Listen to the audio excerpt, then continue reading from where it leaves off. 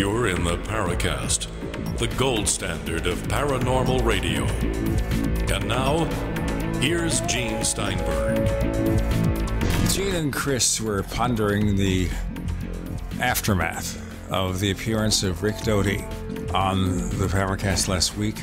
We have been trying for over 10 years to get him on, and one day we caught a wave. He agreed to come and set us straight about a lot of things in the UFO field, but also a lot of things that he has been working on all these years. J. Randall Murphy is back again with us, and we welcome one of our regular listeners, Michael Allen, to the Paracast. Michael, welcome to the show, and tell us about yourself. Thank you very much, Gene, for having me on. I hope I'm coming in clear this time. Basically, I started out with my interest in the paranormal years ago when a best friend of mine had an experience. And of course, I was highly skeptical at the time. This was back in the 90s. And we were both, I attended SMU. He was just a friend of mine who came and visited me. And, he would relay the story of a daylight disc, which I now understand. That's, the terminology, reading from Hynek's, some of Hynek's stuff. And a couple of other incidents, at his house. And so, he was deeply interested in the subject. And of course, with me, I hated the subject. I thought it was just, complete nonsense, balderdash. And so, it just kind of went from there. And I've actually inherited, because he had to move over to Sweden. He's a good friend of mine. We still talk on, from time to time. I inherited his entire UFO book library, which is something like 40 some odd books. So having a background in philosophy, which is one of my minors when I was doing a music major at SMU. And so, to make a long story short, over the years, I've just kind of sort of read through the materials, and just to be quite honest, I was just shocked. Most, newcomers are at the amount of material and how much of it was by credible witnesses and people who actually saw things. And so my personal experience, which I dare not even go into because it's not even worth mentioning. There's a few things that have happened in my life. I would call them non sequiturs, but, not really go into the details right now. These were just things that I couldn't explain. And so, I thought, somewhere there's something to it. And well, there you have it. And so, I spent a lot of time arguing and debating and talking in the forums. My personal position on the paranormal is that it is a wide, pluralistic phenomenon that you have to sort of look at each of the things that are the events. You got to take it case by case. You can't throw everything into one bucket. And so there you have it. Well, I think what you've described, Michael, is probably you could boilerplate that almost word for word. To a lot of our listeners, I think emerging interest in the field when they first were turned on to the subjects and first really started researching these things for themselves. How long have you been a Paracast listener? How did you discover the show? I was a Paracast listener because I went to some place called checktheevidence.org, which had a whole bunch of stuff on it. I have to say that maybe one or two of the episodes were the Paracast. They said Paracast on them or something. And I think maybe, don't quote me on this. You could probably go back to the site and look at and see. There was a couple of, I went just on a search to see what was available. And I found your show, and I actually have been listening since 2006 or around 2007. I remember when you guys brought on Michael Horn. I remember when you guys brought on Stephen Greer, I believe. I go back through the list in the archives. It's pretty extensive. That's way back. That's even before my time.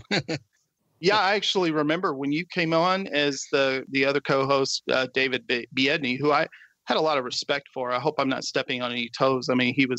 He seemed like a nice guy, and I loved his analysis and just utter destruction that I saw, laying on the people who for all practical purposes, were charlatans representing charlatans. I won't go into it. Obviously, this is a family show, and I don't necessarily want to step on anybody's toes. I don't want to get anybody angry about anything. No, that's fine. You can talk about Bill Nell or.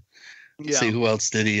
Paula Harris, I think Greer, Stephen Bassett. There was a number of people I remember when I first heard of the show and started listening. I remember I even blushed a few times when he would go into his rather strident and pointed interactions with some of the guests early on. But so you've actually been listening to the show for 10, 12 years. That's a lot longer than a lot of folks. And so you've got a pretty good idea of, I think, what the subject matter is. I think it sounds like you've done a bit of your own research. How much do you know about Rick Doty and his involvement over the years, or alleged involvement in Linda Moulton Howe's work, for instance, or the Benowitz case? I mean, when you heard this show, how much did you know about him?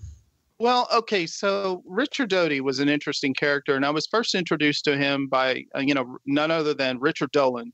And I'm not saying that like personally, I mean like in his book, The UFOs in the National Security State, his 2-volume work, which I have both copies here. And one of them is so broken down with pages marked and everything that it's not even, you can't even pick it up without pages falling out of it. Yeah, I mean, the Paul Benowitz case was the one that interested me the most. I will say that the encounter with Linda Moulton Howe and that's not something I could really talk intelligently about. I mean, I guess I could probably speculate or talk about, but I was more interested in some of the claims that he had made. I knew he was involved in the MJ-12 or somehow maybe tangibly involved. I don't necessarily say that he was. Richard Dolan kind of dances around that. I mean, he's got a pretty fascinating entry on the whole incident in his 2nd volume. When I saw that he was coming back on the radio show, or coming on the radio show, I immediately, first thing I did is I went and re-downloaded his last, thing that he did with Art Bell, and I made sure that I listened to the whole thing all the way through. Of course, it wasn't Art Bell; it was George Norrie or whatever. And I kind of was like, this is kind of interesting. Yeah, this guy's kind of sort of feeding everybody what I feel is just what people want to, like, Doc, I'm just going to tell you what you want to hear. And I'm just like, okay, whatever.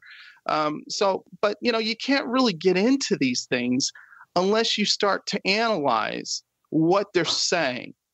And, I'm my background, I work in security. I do testing. So when I hear somebody make a claim about something that relates to security and, especially around social engineering, I start to go and look at the details and I think that's a lot of effort. A lot of people don't want to do that. They want to be entertained. I've been entertained for a long time, and now what entertains me is logic puzzles. And sometimes there are a couple of claims that he made. I mean, particularly, I think you probably saw one of them. One of the first things that I realized was, let's just paint. I'll just paint a picture. You've got, and stop me where I make a mistake, please. I don't want to just sit here and filibuster, but you've got this underground nuclear weapons storage at Mazzano, right? Okay. And then you've got Kirkland Air Force Base. And supposedly you have some kind of, does that mean, hold on. It's okay. We're just signaling whether the segment was over. We have about 35 seconds. Go ahead.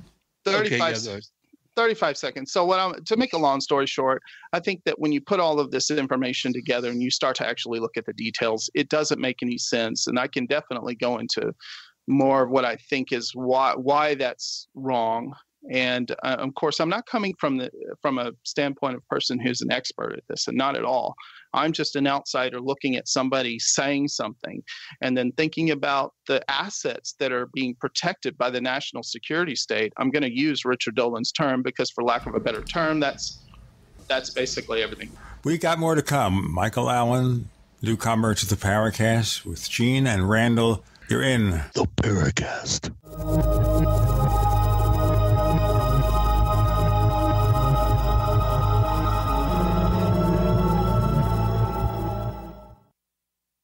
We also have swag. We have all these exclusive Paracast things that you can buy We've got like, I guess, 60 or so different items, and entails T-shirts, sleeves for notebook computers, iPad cases, mouse pads, the Paracast Jumbo tote bag, all sorts of T-shirts and jackets and stuff like that for men and women. We have a Paracast aluminum water bottle. All this stuff, you go to store.theparacast.com, store.theparacast.com. What makes it special is that the items are the best quality, great T-shirts, fabrics, and they have our official logo on them. That's what makes them special, in multiple sizes and colors. We even have stuff for children, stuff for women, stuff for men. We have all sorts of sizes, like small up to X large. A lot of good stuff. That's the swag from the Paracast. You go to store.theparacast.com, stop by, and take a shopping tour. Message and data rates may apply. Remembering when to change your fridge filter is a hassle. Remembering the right filter is almost impossible. So at Filters Fast, we have some good advice. Forget it. Instead, remember this. Text BEST 33 to 443 443 and check fridge filters off your to-do list forever. Get it all taken care of for a fraction of big box store prices with a Filters Fast brand filter. To see how much you can save, plus get free shipping, text BEST 33 to 443 443. With a huge range of brand name filters available, Filters Fast is America's #1 online filtration company. And you can get a Filters Fast brand filter for a fraction of the price, delivered to your door every time you need it. No need to remember. It's not a matter of if you need a fridge filter.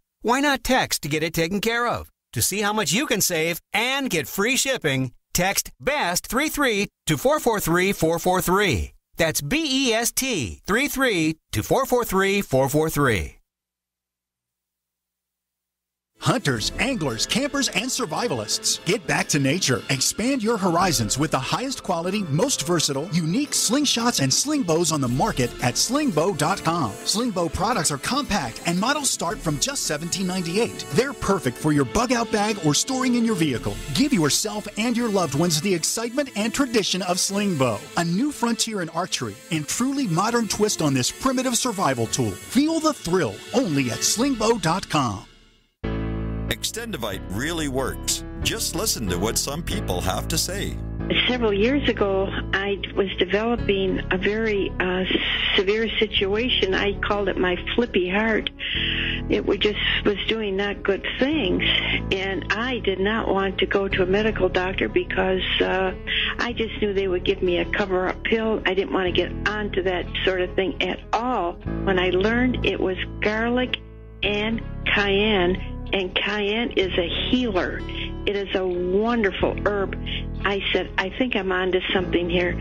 I'll tell you, I wouldn't be without it. It did wonderful things for me. Extendivite is only $69.95 for a 2-month supply of either capsules or liquid. Call now. That's 1-877-928-8822 or visit heartdrop.com. Extend your life with Extendovite. Tired of being censored by Facebook, YouTube, Twitter, and Patreon? Well, now you don't have to be. OneWay.com is the free speech and human-friendly social network built just for you. Stop feeding the beast. Every post you make on those evil, anti-human, anti-American perverted sites helps them destroy our families, our country, and our souls. Join One Way today and take back your liberty. Your free speech alternative is waiting for you at OneWay.com. OneWay.com. We'd like to hear from you. If you have a comment or question about the Paracast, send it to news@theparacast.com. That's news@theparacast.com. And don't forget to visit our famous Paracast community forums at forum.theparacast.com. Very complicated kind of setup here. Right now, I'm temporarily without an apartment, so the wife and I and our dog Teddy Bear are staying at a Motel 6, which, by the way, screwed up our continuing reservations. So we're having all sorts of good fun today, and we're talking about something else, which is good fun, the aftermath of the visit to the Paracast by the one and only Richard Doty. Was his appearance a representative of more disinformation, or is he telling it like it is, at least as far as he remembers it? Michael Allen, you were telling us about some things and how you became acquainted with the existence of this gentleman. to sort of finish what I was talking about, regarding the assets. I mean, you look at the asset that's one of the assets, and let's just count them. You've got a Soviet satellite that's supposedly, who, me? Sorry, I'm reading some text from. No, Gene. No, I was reading something else. When I look at the assets that are being protected, okay, so there's the NSA, and they've got purportedly, they've got this thing going on where they're beaming lasers, or some kind of EM and emissions. There's something going on where they're trying to interact or disable a Soviet spy satellite. Now, mind you, this is in the 1980s, obviously. I mean, so, there's enough technology there going on to think, well, okay, if somebody's going to send a signal up to a satellite, what's going to happen if they fail in that experiment? Well, the satellite's probably going to send back data when it does its next transmission to the Soviets, and they're going to say, well, there was something weird when we flew over this site, and that part just alone. Let's take Benowitz out of it. Yeah, really good point. I didn't even think about that, but now that you mention it, perhaps in the event of a failure, that they could have left some sort of signature or evidence for the Soviets to then pick up on and do some counterintelligence on their own, or counterintelligence. So continue. Yeah, I mean, that's the whole thing. It's so.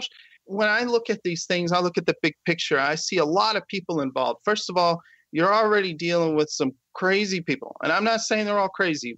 First of all, the full disclosure, I'm a guy who thinks that we have been visited by extraterrestrials. I don't think that extraterrestrial hypothesis explains all anomalous phenomena. I would never go there because it's a pluralistic thing. You can't go to a planet and make a turducken out of all of the creatures that are on this planet and go present it as evidence for there's life on the Earth. I mean, that's not how you approach science. You look at the different categories, and I'm very much on board with people who say, well, we have a lot of phenomena that we have to explain that's anomalous. Okay. And so, I'm not going to go into this too much detail because I want to get back on the subject here with the Air Force actuals, the signal with the alien intrigue, talking about how somebody who is picking up signals from a very, very classified program, which is in the process of trying to blind a Soviet satellite. I mean, and then we're just going to go ahead and let them just go ahead and we're going to humor them. I mean, I have two problems, and I've listed them in the forum. First of all, not only has the NSA in their, if they're as disorganized as Doty says, but you've given a direct signal line to your enemy on what to look for. Not only have you done it physically, but you've done it like through the public channels, public UFO flaps and hysteria. You've now created a situation where possibly hundreds of civilians and maybe even misinformed military, I'm not going to throw Doty into that category, but let's just say, bearing down on sensitive installations, flying in helicopters over places, taking pictures. Is that the real goal of Air Force counterintelligence? Does that even make sense? It doesn't even make sense that this would be going on at the same time. I mean, I have to believe that there's somebody at the top who goes, what's going on with all this mess? Why are you messing around with this guy while we're trying to do these experiments? Why are you going? I mean, it's just ridiculous. And that's why I laugh about it. I just laugh. I have to go, no, these assets, this is a very, very cavalier way of protecting secrets. And you just don't do that. So that's why I threw it all into the garbage bin. I mean, his statement, for what it's worth, it just, the background, just everything. And I'm a novice. I'm not a person who does this. I don't look at this stuff. I don't care. I mean, I do, but I'm not like you guys. I mean, you guys have been involved in this for a long, long time, and you've read through this. Well, you see, some people say that affects our brains and that our minds have turned to sawdust. I think my brain turns to sawdust every day around 5 p.m. So it's usually when I get off work and I head home or decide that I'm going to head home and then instead go to usual happy hour.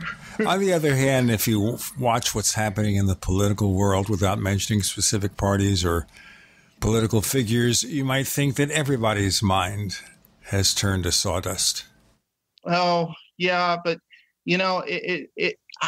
Gene, I think that there's just a lot of things that are happening to us. I mean, just look at the technological development. I know this, I hope I'm not getting off the paranormal topic and into mundane stuff, but look at the world that existed, like 200 years ago versus what it is now. It's just it's amazing what we've been able to do. And I'm not making any claims. I'm not going to say that was because of ET or anything. I'm just looking at the human condition. I guess if you got a couple of people in the forums, that cheer for the psychosocial hypothesis about anomalous phenomenon, I'd say that perhaps it got one of the strongest, right there in your face kind of test case as here's what's happening to humanity. My great grandmother rode between Fort Worth and Dallas in a covered wagon. I mean, it's just, you think about that. You think that's before flight, that's before the automobile. It's just amazing. I mean, and then you look at computer technology. You look at what we had back in the 50s, and look at what we wear on our arms right now. This Fitbit thing that I'm looking at. I hate product placement. Sorry, I'm not with them. I'll have equal time, folks. Apple Watch. Apple Watch. I see more and more people with Apple Watches. Remember also the Apple Watch can make phone calls, the new version. It could also measure your heartbeat with 97% accuracy. Very cool. I tore the thing out. I work in embedded systems security. So I look at it, and I look at these little lights on the back of it, and I look at that little photometer, that sensor that can detect the changes of my skin tone and relay that as my heartbeat. I mean, I find that amazing. Don't forget, we'll have further discussions on After the Paracast, which is available only if you subscribe to the Paracast Plus at plus.theparacast.com. We have to get back to our main subject, though. We will. Sure. We've got Michael Allen joining the Paracast for the first time, looking over the Richard Doty conundrum with Gene and Randall and Chris. You're in the Paracast.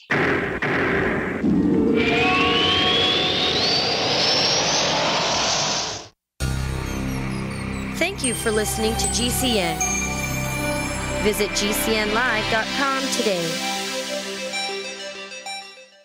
Hi, this is Ted Anderson. I'm here to tell you about GCNtelecare.com, a team of board-certified doctors assisting you 24 hours a day, 7 days a week, 365 days a year. Within 15 minutes of registration, care your family can afford. Revolutionizing the healthcare industry, virtual consulting providing diagnosis of non-emergency medical issues by phone or secure video on computer or smart mobile devices. GCNtelecare.com. Virtual care anywhere. Anytime, any place, anywhere. Radio remains the most intimate of all forms of media. At home, at work, in the car, on smartphones. Over 90% of consumers still listen to radio every week. That makes choosing radio as a place to advertise your business one of the best decisions you can make. Email advertise@gcnlive.com and partner up with an experienced GCN representative. Advertise@gcnlive.com. Easy, affordable, effective. Have you checked your Google search results lately? Search results are usually the first impression that people form of you or your business, so make sure that they create a positive impression with ReputationDefender.com. What the internet says about you can have a big impact on your life and your livelihood, even if it's not true. Fortunately, you can now control how you look online and in online search results with ReputationDefender.com. Call 800-831-0771 now. That's 800-831-0771 for your free reputation reputation analysis. If you have negative material from an ex-employee, upset patient, or former client, newspaper article, legal issue, social media, or other source showing up in your search results, you can combat it with ReputationDefender.com. Our dedicated experts in patented technology can help make your online search results look their best. Call 800-831-0771 to learn more. 800-831-0771. That's 800-831-0771. Or visit ReputationDefender.com. Hey, this is Ricky from Banyan Hill. You like freedom? I do. You like money? I do too. If you like freedom and money, then you're going to love Freedom Checks. You see, over the next few months, an estimated $34.6 billion is up for grabs to anyone who stakes their claim. Yep, you heard that right, $34.6 billion. To get all the details, just go to www.americanfreedomchecks.com. Thousands of people are already lined up to cash in. Take Doug, for example. He's a 46-year-old from Joplin, Missouri who's set to get a check for $24,075. And if Doug can do this, I've got a hunch that you can too. But here's the thing. If you want the chance to grab your full fair share of this $34.6 billion payout, you must have your ducks in a row by May 1st. So don't wait. Get over to www.americanfreedomchecks.com before May 1st. That's www.americanfreedomchecks.com. For over 5 years, you've been hearing about the Berkey Guy, so you may know a few things about him. For example, you are well aware of the superior quality and effectiveness of Berkey water filters and accessories. But did you know the Berkeys have had independent lab tests done to prove just how effective they are? It's true, and he can email you the test results. Just visit goberkey.com. You may also know that the Berkey Guy has helped tens of thousands of people get better prepared. Now here's something you may not know. GoBerkey.com has amazing specials and deals all the time on a wide variety of survival and preparedness products. Most ready to ship same day. Visit the Berkey Guy at GoBerkey.com and be sure to click the red Products on Sale Now button. You can always call toll-free 877-886-3653. Again, that's 877-886-3653. GoBerkey.com, home of the Berkey Guy.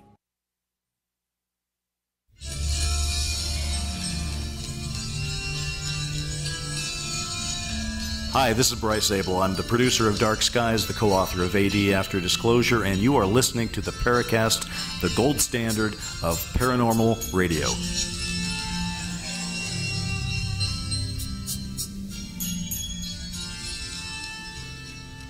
Gene and Chris on the Paracast with Randall and Michael Allen.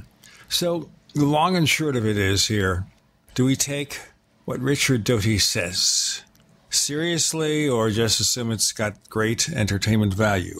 Well, let me ask you a question, Mike. Okay, so with your setup there, when we're talking about the Benowitz case, we know Benowitz was recording something and Doty was involved.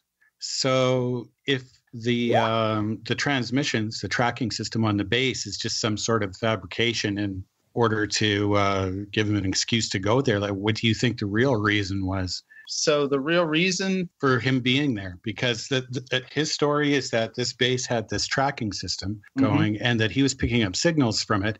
And this was a classified system. And so they needed to send somebody there to see what sort of evidence he had and what was going on with it. So if, as you're suggesting, that wasn't really happening, then why did they bother with him?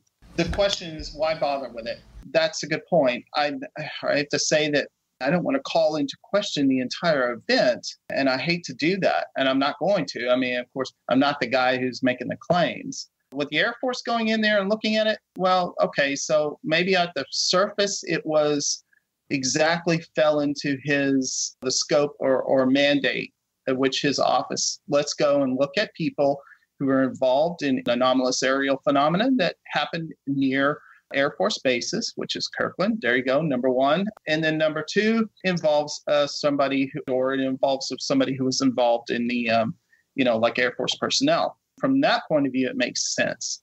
When you go and you listen, and when you go further, okay, well, he went in and he saw that he was picking up these signals.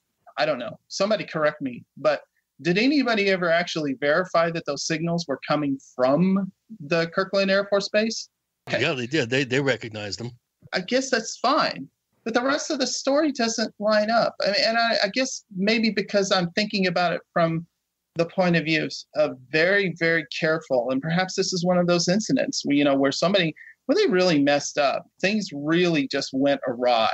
You had the NSA doing experiments. Was that verified? Did somebody check that out? And actually, or is that just hearsay? Well, Doty says he checked it out, but then again, how much can we believe what he says? Well, don't forget what else is out there at Kirtland Air Force Base. And I have a great Kirtland Air Force Base story for later that you may or may not believe, but it happened to me, and I'll stand by my story.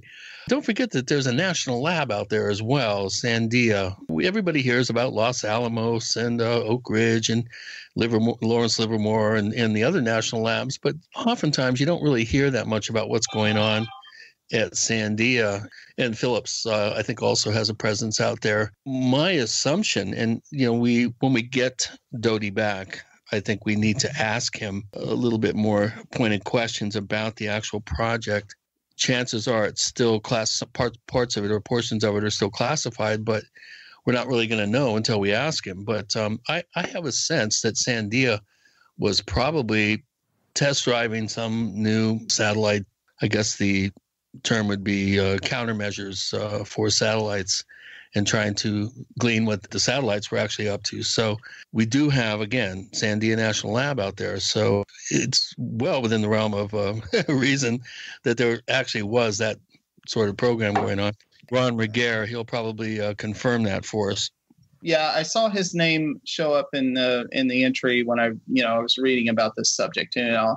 Like I said, I will tell you that right now I'm a novice. I hate to keep saying that, but when I look at something, first of all, you need to look at the details of the case and the assets that you need to protect. I'm going to come at this from the point of view of somebody who tests security in devices. Now, occasionally I run across having to test security in human beings, in processes and things like that.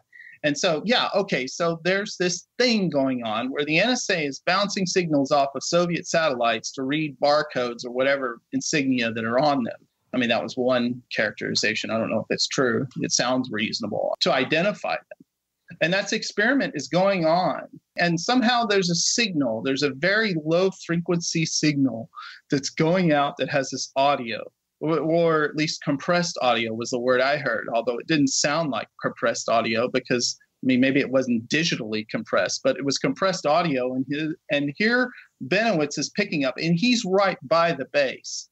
So, if you're going out there and you're going to say you need to get somebody off the tail, and first of all, look at the asset that you're protecting. I think of the uncontrolled, out of control human element of what happens when you start humoring somebody into thinking that that's aliens. In other words, he came up with the story himself. It doesn't even sound like something a disinformation somebody who worked in that would even do. It sounds like something that I would go immediately back and go, holy crap, this guy thinks he's picked up aliens and he's right there. And we've got this thing going on. And I don't know how much he knew about it. He may not have known anything about the NSA experiment at the time. Like he says, he was briefed into it later. When he goes and checks the house next door, he goes, "What are you guys doing here?" And they're like, "Oh, well, we're just here. Nothing going on here. Nothing to see." And then they're like, "Well, okay, that sounds like kind of the right hand's not knowing what the left hand's doing about nuclear weapons." Think about it. Well, the thing is, though, if we go back to the beginning, what else was he supposed to do? Let's not forget, we don't know exactly what the nature of that detector was. If we think about it, we put two and two together, we know that SDI was taking place at about that time. We know what that was about. It was about shooting down ICBMs with lasers. I think it's pretty reasonable to suggest that if they could track a satellite with a laser, that they might have a pretty good idea on how to track an ICBM too. So maybe it was part of the tracking system testing. We don't know for sure what it was or if it was even there. But if his story is true, that they were testing something like that at the base, we do know it was really secretive and that they wouldn't really want everybody to know about it. And if Benowitz already was thinking he was picking up something alien, and I can actually see that, somebody's saying, well, just let him believe that. We don't necessarily have to encourage him, but... Yeah, and I agree, Randall. I think that makes total and perfect sense. And in terms of a timeline, don't forget now, we're dealing with 7980. Correct me if I'm wrong, somebody. This is pre-SDI. This is right around the Iran hostage scenario that was going on, the election, Carter losing to Reagan. This was pre-SDI, but I have a feeling that we're talking 7980, which is pre-Reagan announcement, which I think he did, in late 80 or early 81. But, I mean, we're talking early 80s either way. So, I mean, they could still be doing some sort of laser tracking on for that purpose. I've always had the impression that what he may have been picking up or stumbling upon in terms of the audio were early digital burst transmissions, because that would have sounded alien to somebody that was, that grew up and as an electronics engineer and was involved in the analog world for, his whole life. And to all of a sudden pick up digital transmissions that may have been compressed and were in burst form, let's say. Well, what did you call it, Chris? I mean, you called it audio parod something. It was some kind of term. It was like you listened to something. Pareidolia, yeah, pareidolia. It's like looking at a wall. You know how sometimes you'll stare at a wall, and I know I'm probably saying more than I should here about stare at a wall and I see a face, or it's like random patterns.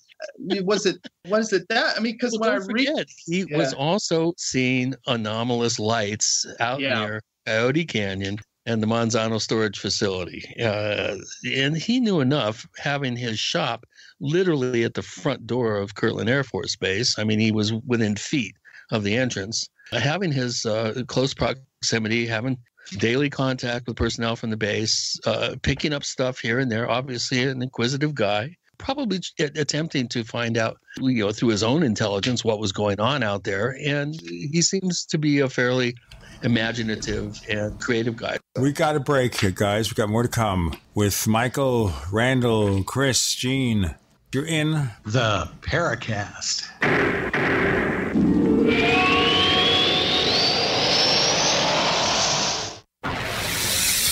You are listening to GCN. Visit GCNlive.com today.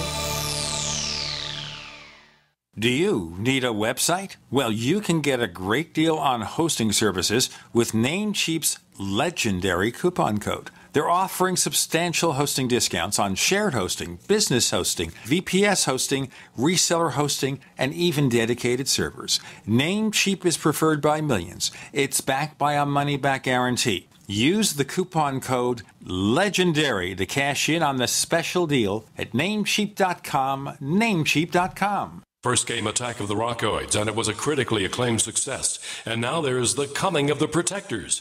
A former military intelligence man is contacted by a space woman in a dream that turns out to be a nightmare because evil forces on her distant planet are planning to conquer the Earth. This is gripping science fiction of the classic kind. Attack of the Rockoids and The Coming of the Protectors. Find out more at rockoids.com. That's Rockoids, ROCKOIDS.com. Face it, today's electric power grid is more vulnerable than ever. From natural disasters to EMP attacks and hacking, the grid could be crippled for days or even decades in the most dire scenarios. Visit quantumharvest.net to see our built-to-last EMP-protected solar power systems. While millions suffer, you'll have vital power for water pumps, refrigeration, and sanitation. Now that's peace of mind. EMP-protected solar power systems for every need and budget. See our full range at quantumharvest.net. It's a no-brainer. A Big Berkey water filter is the one you need, period. You need a water filter that removes chlorine, fluoride, pharmaceuticals, BPA, and other endocrine disruptors, pesticides, bacteria, viruses, and much more, right? And does it all at only 2 cents per gallon. Get the original and most trusted name in gravity water filtration, Big Berkey. And now GCN listeners receive 5% off ceramic filter systems using code GCN. Call or click 1-877-99-BERKEY or BigBerkeyWaterFilters.com. That's 1-877-99-BERKEY. Frustrated trying to get business capital? Want to take the slow process and rejection out of the equation? GCNloans.com removes the slow, irritating approval process. Instead, get quick, simple funding. Powered by David Allen Capital, 80% of our pre-qualified clients are approved in days. Pre-qualify at GCNloans.com and get your money this week. It's that easy. GCNloans.com. That's GCNloans.com. Attention business owners and independent contractors. This is a money-saving message from Tax Mediation Services. If your business owes $20,000 or more in taxes, we can help you today, right now. Listen, dealing with the IRS is no picnic. It's an intimidating and extremely stressful process, and you don't want to go it alone. Our attorneys know every law, every tax break, and every possible opportunity to help you resolve and reduce your tax debt. And if you owe more than $20,000, you may be at the top of their hit list. So don't take your tax debt lightly, because it will not go away on its own. The IRS can seize your bank accounts, your home, and even shut down your business. Call our tax experts today at 1-800-261-9818 and let us deal with the IRS while you focus on your business. That's 1-800-261-9818. Again, 800-261-9818. Kiss your credit card debt goodbye. I'm Pharmacist Keith. Dr. Wallach, the Dead Doctors Don't Lie guy, and myself want to show you how to achieve financial peace, creating an extra income that will last for years to come by joining Dr. Wallach's crusade, spreading his message of better health. To learn more, visit radio.recordedvideo.com. That's radio.recordedvideo.com, radio.recordedvideo.com, or call 866-257-3105 for a recorded message.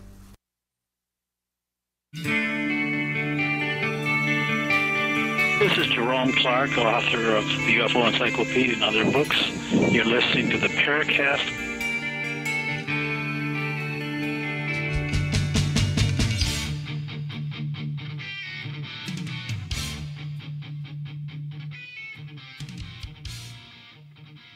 I notice, Randall, you have a great feeling for the word the.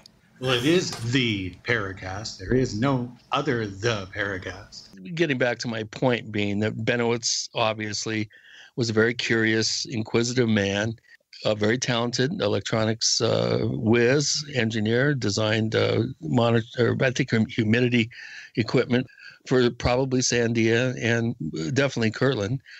So, the guy sees weird lights, gets great photographs, full color photographs, which not many people have seen, and also then starts picking up strange audio signals. Yeah. I think that he made the leap on his own, probably. This is my interpretation of what we know, but he probably made the leap that, hey, we're seeing weird lights out there, picking up strange signals. Maybe this is something that, was going on without the Air Force knowing, or somehow is important enough for me to make them aware of what I'm picking up, and then putting himself on their radar. That whole scenario has always made sense to me. What he was actually picking up, I think we need to go into that a little bit more. Doty mentioned something about low frequency signals. I'm not sure about that.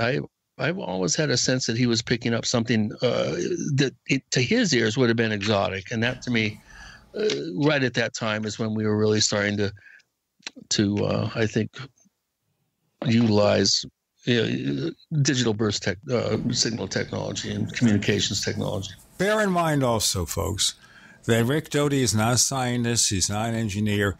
He's an intelligence guy. Okay, he's a spook. And maybe he can play tricks. He can certainly finesse people with his chatter. But it doesn't mean he has the slightest clue about anything technologically related.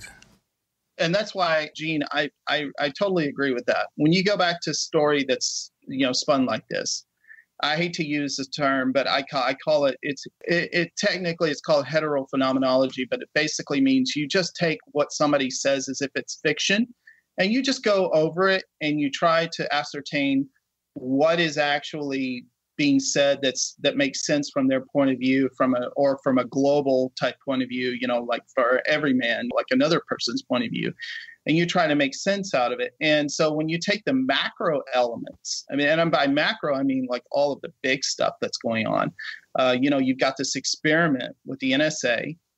You've got, which other people have corroborated, it may have had to do with bouncy signals off Soviet satellites and reading information. It may have involved blinding Soviet spy satellites from taking pictures of a facility that stores nuclear weapons. I think that should be highlighted and underlined at least 10, 15 times or 47,000 times. Good point.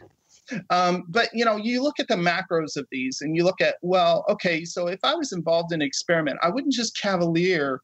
It wouldn't be something I can imagine colonels and people who are involved in this going, okay, what you're trying to tell me is that we're going to try to blind a Soviet spy satellite from an Air Force base that's right next to a place where we store nuclear weapons.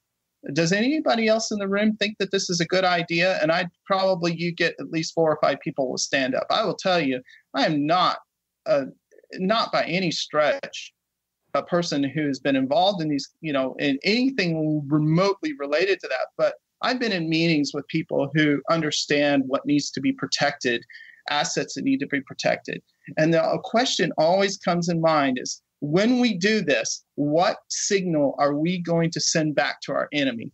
And now you've got 2 signals. You've got one that you sent by just doing the experiment, if we were to believe Doty, and anybody else who corroborates what Doty's saying.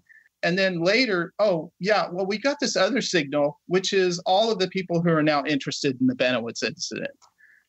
Let's look at Area 51 as another case example. Bob Lazar, there's so many holes in that. It's like Swiss cheese. Unobtainium, element 115 and all that stuff. I don't care.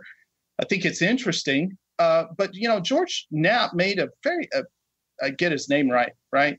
George, is that his first? I'm sorry. George Knapp, yes. Yeah, George Knapp basically said, if this was a disinformation project intended to try to dissuade people from looking at the Area 51, it was a miserable, dismal failure because, now you've got, at that time, he said, now you've got these clusters of people that are over there, and I will add to his statement, yes, they've got their terrestrial telescopes, they're sitting on the side of a hill, they've got their binoculars, they've got their sensors, they've got all kinds of whatever kind of equipment that they're going to bring along to try to figure out what's going on at Area 51. And that's the same thing with the Benowitz case. I'm surprised. I'd be willing to, you guys are definitely the experts in this. I'd be willing to go back and say, well, how much of this did we actually go is find people that saw the Benowitz case and thought that there was something to it, and then they went out and looked for it? Well, apparently we've had a couple. And apparently he flew people over the base. Not only that, he flew a colonel over of Archuleta Peak over in Dulce. That's one of the stories that I read. It's just, I don't know. I don't hope I'm not sounding like a broken record here, but it just sounds like like Christopher, you said it yourself. It's like a comedy of errors. It was like, I don't know. It's just like, what's going on here? I have other comments, by the way, on other cases, particularly the reverse engineering and Cash Landrum case. I think that was probably something else. You see, that's also interesting here. Doty mentioned that. Cash Landrum as some kind of failed experiment. Now, this interests me. That might also make a lot of sense because of the radiation poisoning or whatever happened over there. That maybe it was something that was conventional, that's something that's screwed up. That also, to me, also raises the same red flags with Rendlesham, but it seemed like Doty believed in Rendlesham and accepted the reality, believed in Rendlesham, but believed that Cash Landrum was a failed experiment. Gene, you're forgetting. I think you're forgetting a little detail. He said that it was alien technology that was being powered conventionally, and that's an important little kind of distinction that he made. Well, sure, but you know what? Yeah.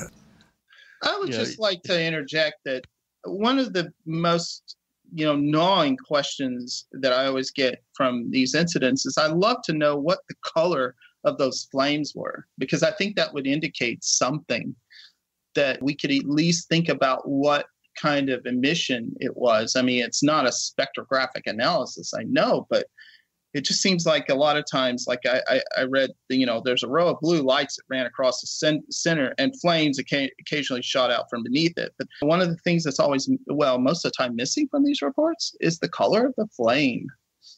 And that's interesting to me. Yeah, that's an important detail. It would tell us scientifically, it would tell us a lot about the nature of the heat event. Yeah, I mean, because, I mean, like, I'm not going to divert this is just a little, I'm going to push this onto the stack and I'll pop it off real quick, Gene. But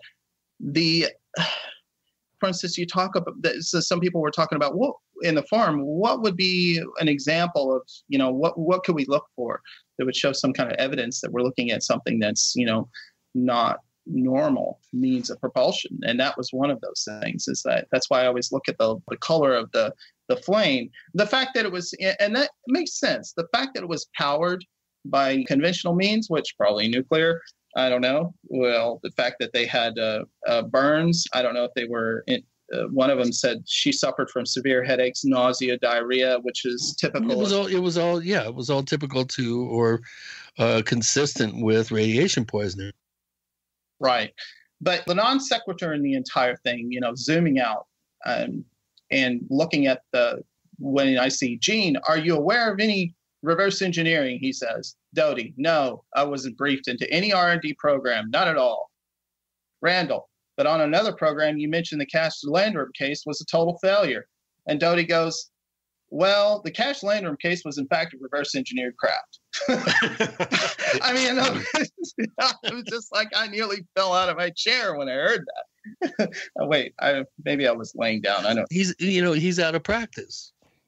Yeah, I mean, it's just like, did you just leak something out? Are you still operational, as Walter Bosley would say? I mean, I don't know. It just sounds like kind of a slip up a little bit, just a tiny bit.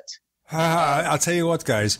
I would love to put Walter Bosley and Rick Doty, I don't think it'll happen, in the same virtual room. Never happened. You know what? You people said we wouldn't get Doty, and we did. We got more to come. Gene, Chris, Randall, Michael, you're in the Paracast.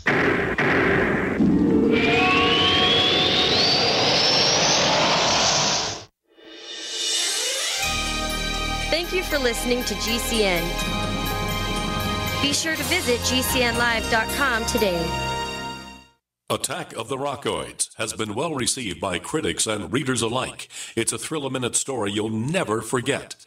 A former U.S. military intelligence officer is haunted by intense dreams about a beautiful woman pleading for his help after a terrible battle in outer space.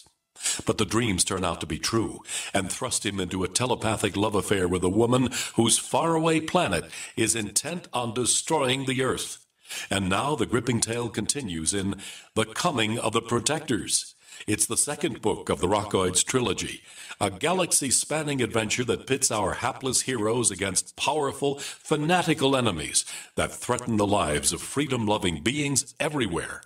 Attack of the Rockoids and The Coming of the Protectors. Classic science fiction at its best. Available now. For more details, visit rockoids.com. That's ROCKOIDS.com. Hear that?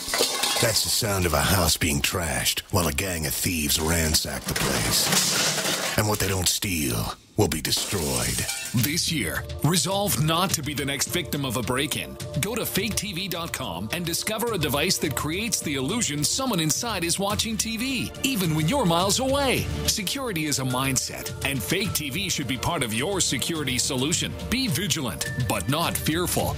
faketv.com. This is Dan Pilla. Do you owe the IRS money you can't pay? Are tax debts crippling you? I've defended people from the IRS for over 30 years. I've helped thousands, and I can help you too. I wrote the book on IRS settlement, and I'm telling you, there's no such thing as a hopeless case. Call 800-34-NO-TAX to finally get free of IRS debt. With the IRS's new programs, there's never been a better time to solve your problem. Call 800-34-NO-TAX. That's 800-34-NO-TAX, or my website, danpilla.com.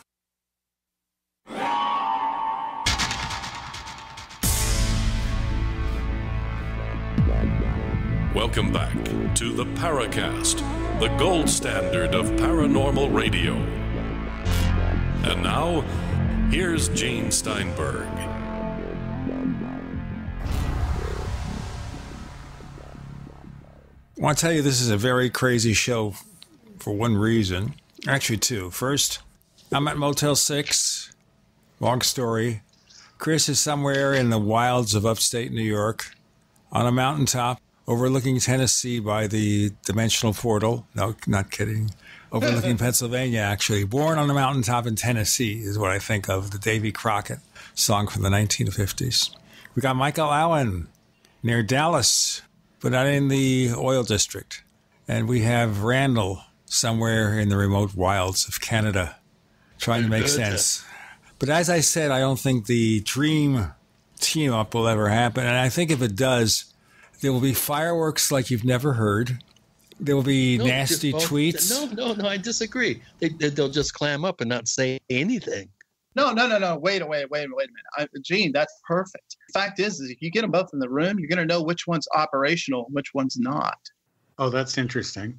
I mean, get me listening to that episode and I'll tell you which one. Oh, and I'm not. Okay. First of all, disclaimer, I am not in any way involved in anything that involves counterintelligence and any kind of crap. Like, I'm a tester. I just so you're not a government employee is what you're saying. No, absolutely. But how do we know that? How do we know that, sir? How do we know you're not a government employee? Swear on my mother's grave. It's not polite to swear. Okay. Are you or are you not an employee of the U.S. government? Have you ever been? No, absolutely not. Never. Okay. Just check. No, and it's always good. But I mean, it's just funny. I mean, anybody been to Vegas? You've been to Vegas? Have you been to any of the conferences around hacking like Black Hat or DEF CON? Usually they have what is called a village, which is like, it's where people who focus on one thing involved in hacking, and one of them is human hacking. If any perspective, and I'm not even an expert in, I mean, I could give you a list of books you can read on human hacking and social engineering. And that's something anybody who has any bit of introduction or has been brought into that subject is going to see some patterns. And those patterns are going to stick out like a red thumb, even if they aren't working in that environment. You know what I mean? So, I mean, that's where I come from. Okay. Are we live? Oh, yeah. We are memorized. On your life story. Gene sounds half dead, but... I am half dead, ladies and gentlemen. I want to say that right now. I am half dead. I will be fully dead in about an hour. Well, okay. Sorry, Gene. I couldn't resist. Sorry. That was really bad. Yeah, and please forgive me. Yes, it was bad. It was so bad that I will pretend it never happened. Okay, good. The Cash Landrum incident, I remember the first time I watched that was on, the History Channel or something like that. I can't remember. But I just remember. He did a real good segment on it, I think in the 80s, maybe, or late 80s, early 90s. I was 11 years old when I watched the Challenger explode, and I actually watched it live. By the way, that had a huge impact on I know this gets into personal stuff, but that had a huge impact on my thinking. Where things can go wrong, the human element, and all of this. That's when you decided you did not want to be an astronaut.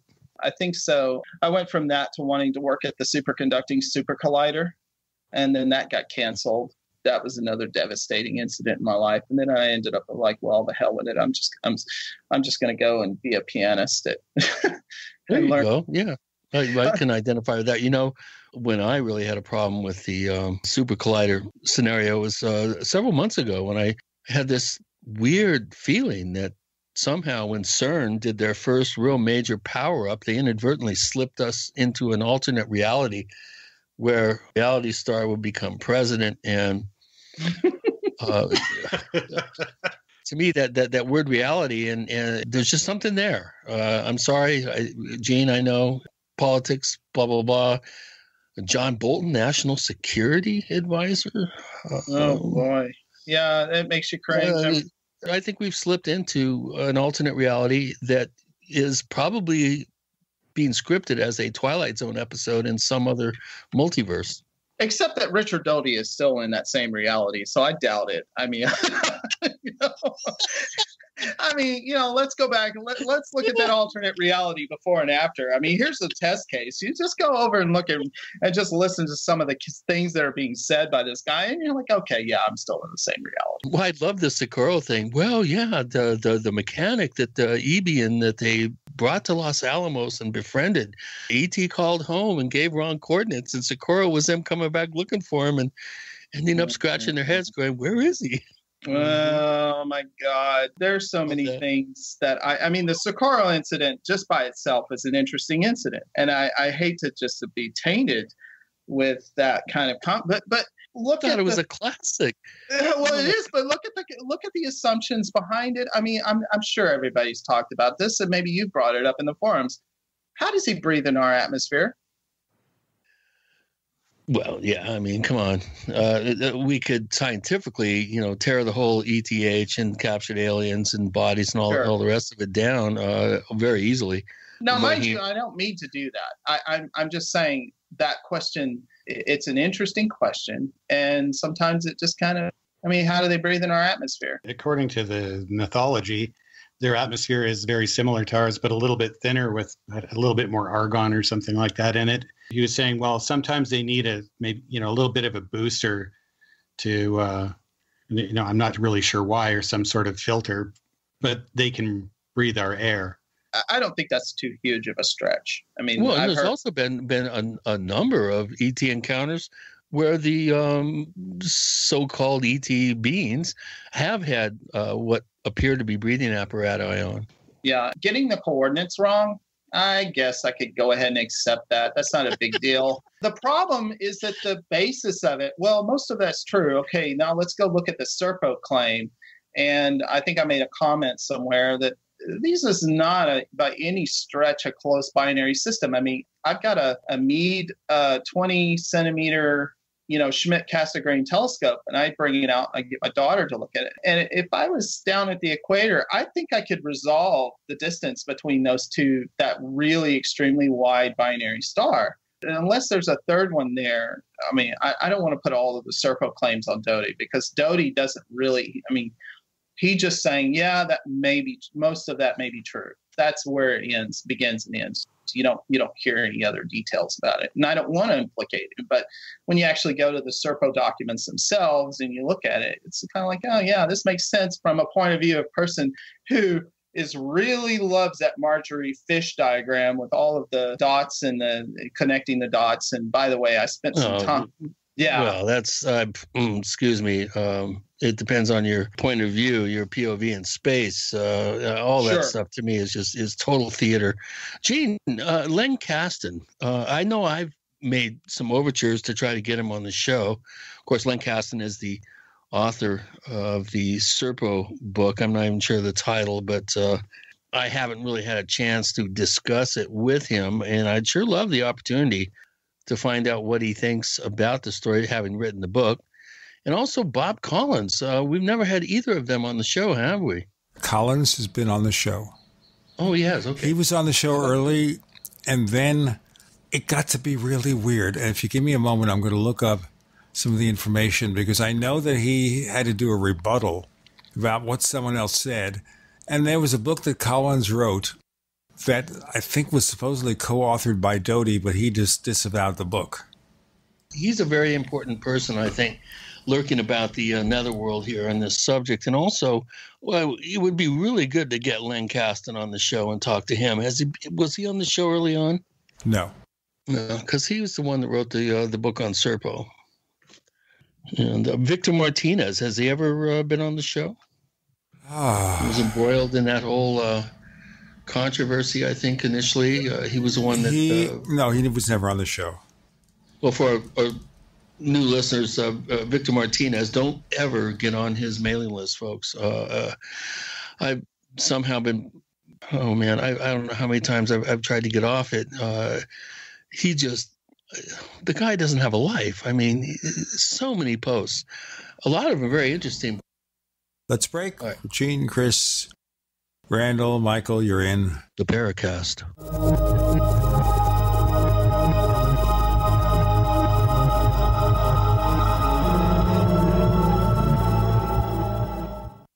Neighbors, we've made such a deal with HelloFresh, and it means that everyone listening to this show can receive $30 off your first week of deliveries when you go to HelloFresh.com and use the offer code Paracast30.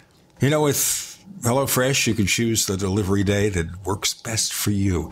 They've got a wide variety of chef-curated recipes that change weekly.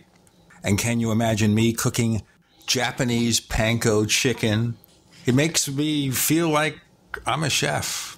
It means also that you could actually get your meal cooked in 30 minutes. For busy people, this is perfect. The simple recipes include step-by-step instructions so even I can figure it out.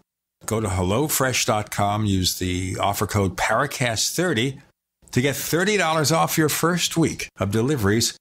HelloFresh.com.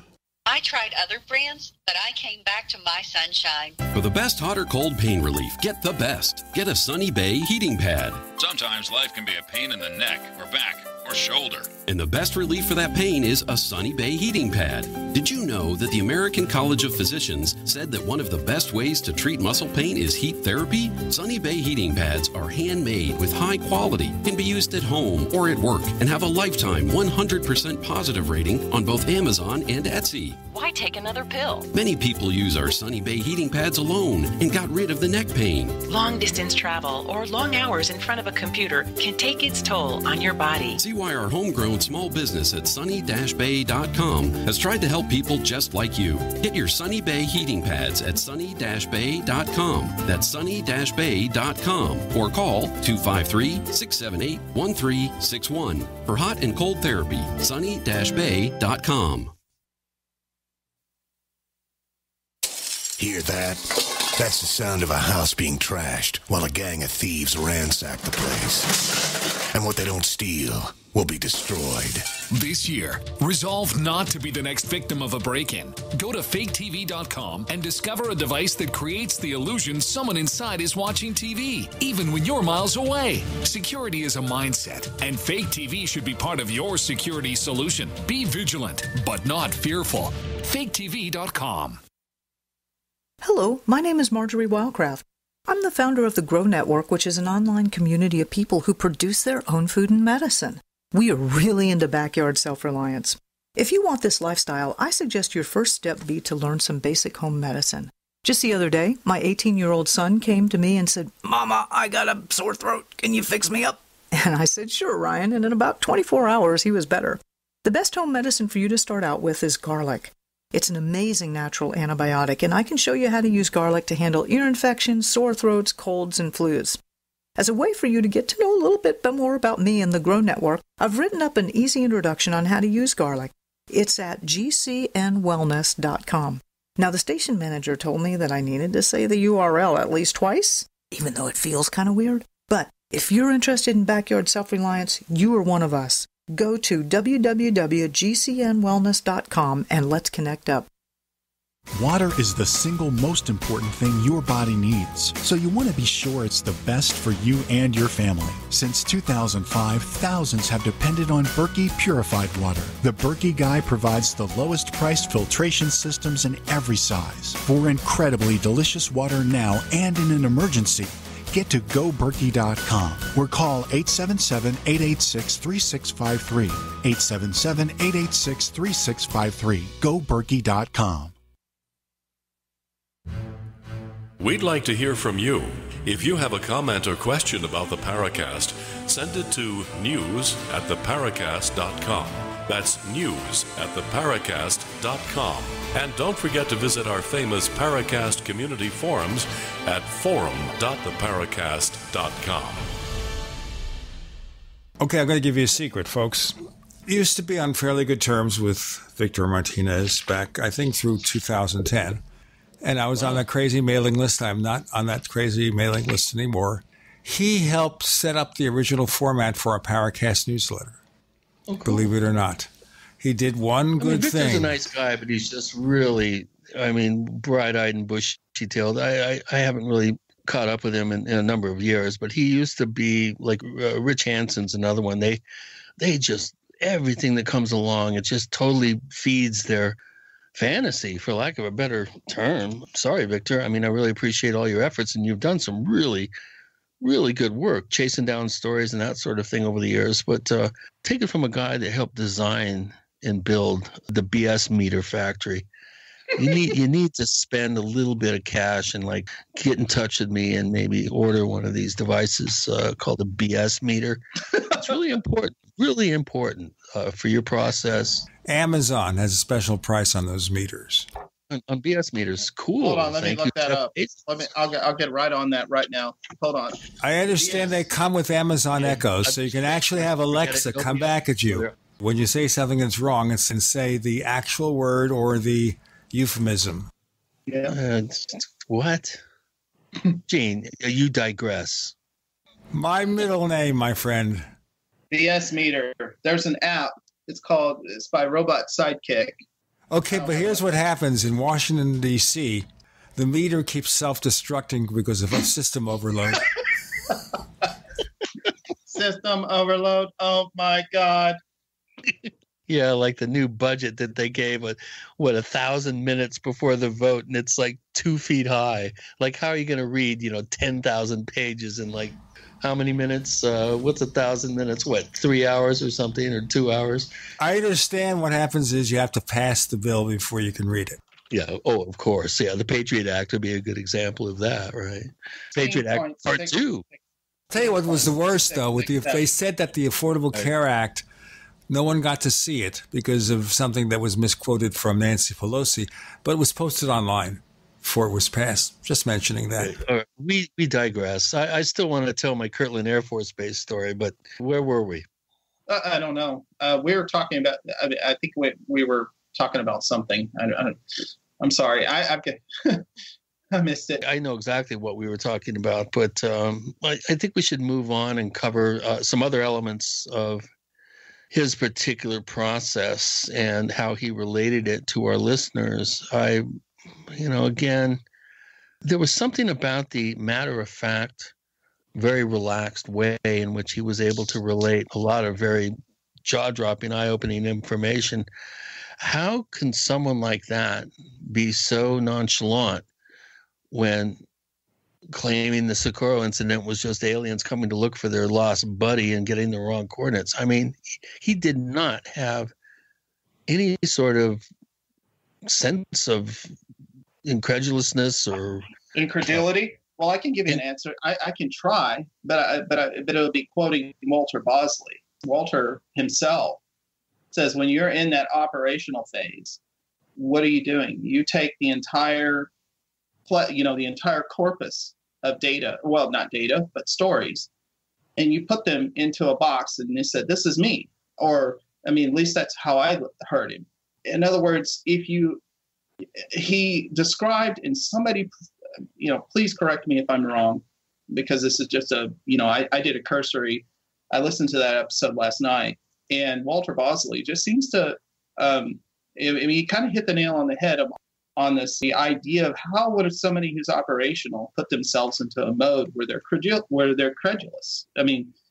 Where they're not this. You don't hear anything in their voice or in their any kind of evidence. Just the matter of fact way they say things. That they don't have they don't have that thing that's going off in their head. Maybe in other words, it's that like they're putting themselves in a role. Right. Well, it's a detachment. It's a form of detachment, intellectual and emotional detachment that allows them to be so matter of fact. What do you think, Randall? You're Canadian. You guys are pretty good at that just naturally. See, right now, the entire country of Canada will hate us on the Paracast because we're just born with it, Chris. I am sorry. No. There's a sense of dispassion coming across. It's like so matter of fact, and Canadians are very matter of fact people. It does take some doing to get their dander up and stuff. They're just super nice people. Having actually grown up 100 miles from the Canadian border and been up to Vancouver twice every year with my soccer team, and having Canadian friends, and of course Paul Kimball is a classic example of Stanton Friedman, Chris Wachowski, Chris Stiles, really nice guys. Brian Vike. There's been a number of researchers that, it's just very difficult to get them to get real emotional about subject matter. Correct me if I'm wrong, Randall. I mean, you're a Calgary guy, Alberta. Yeah, I kind of like to think we're all one big happy family for the most part. My dad was actually from Kansas, and so I have some American relatives, and I remember the days when we could just drive across the border. There were no stops or guards up here near Calgary at one of the crossings. It was just like, wow, it's too bad those days are gone. But with respect to your question, what I found is that he sort of had a couple of switches he could pull, a couple of levers when he was caught in a situation where he would have to explain something. He would say, well, it was in the public domain. I just, from information I've read in the public domain type of thing. Open source is what open he kept source. saying. Yes, thanks, Mike. So he'd pull that lever, and then that sort of gave him the out, like, well, this is just what everybody else says. I don't really know anything about it myself. And that sort of gave him the out to be able to just speak on it and say something. And well, just comment or react to a question or respond to a question. Right. Well, and I'm going to go, I'm going to go out on a limb here, and I'm going to say that when you go and you look at every single thing, I could create a transcript of everything else, every single item line by line, and I can go, okay, I know where this comes from. Okay, I know where this comes from. These are all, most of what he said, aside from a couple of tidbits that nobody knew about, like, for instance, the rearranging of the furniture, to get rid of his alcoholism. Benowitz is, an alcoholic. So that sounds like something my wife would do, for instance. Hide your beer cans somewhere else. I think Greg Bishop may have mentioned that in Project Beta. I'm not sure. I did talk to Greg, by the way, and he'll probably get mad at me for saying this, but, he was invited to be on the show as a co-host when Doty was on, and then he's been invited to be on this show, and he politely declined both, saying something to the effect of that he just really couldn't see how he would be able to add anything that was really important. He'd already pretty much said what he had to say, and there was no point for him to get involved again. We can pursue that further in a moment. Gene, Chris, Randall, Michael, you're in the Paracast.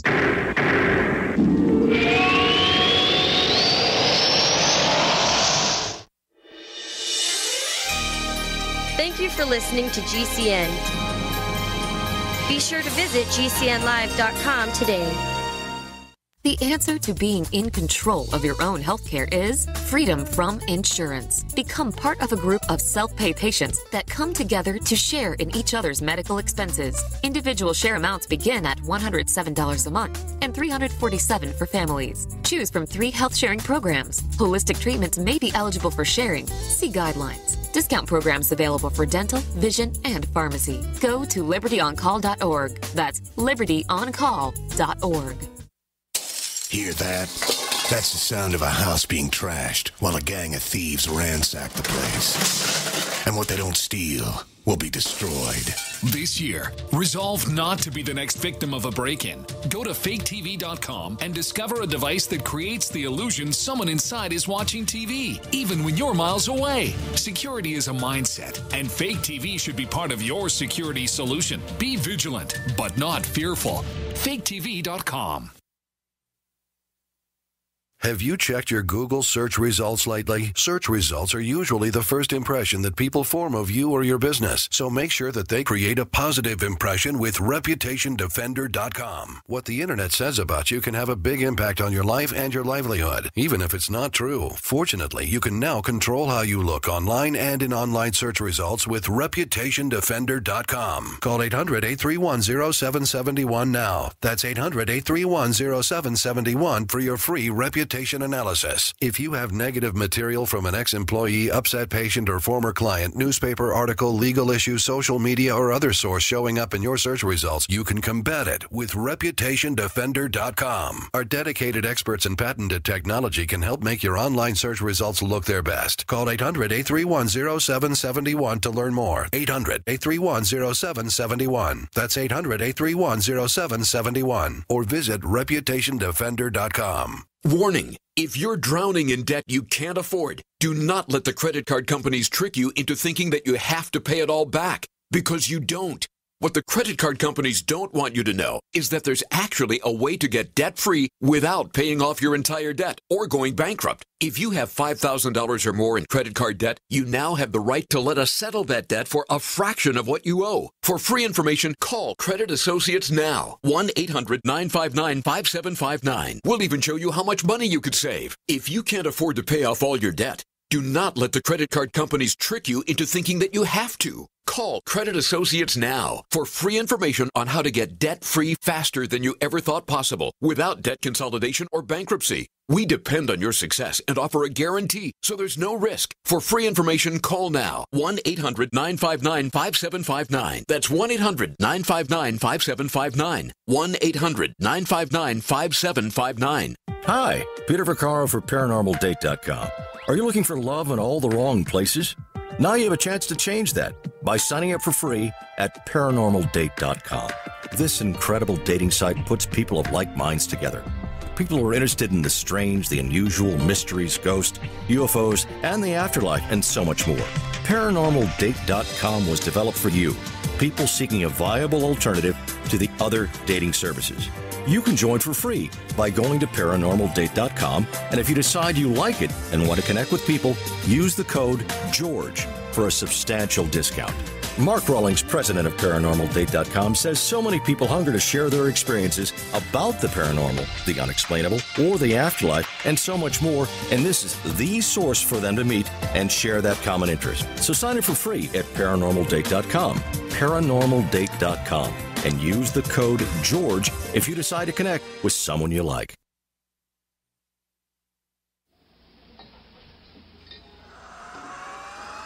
Hi, this is Joshua P. Warren, author of The Poor Man's Paranormal, and you're listening to the Paracast, the gold standard of paranormal radio.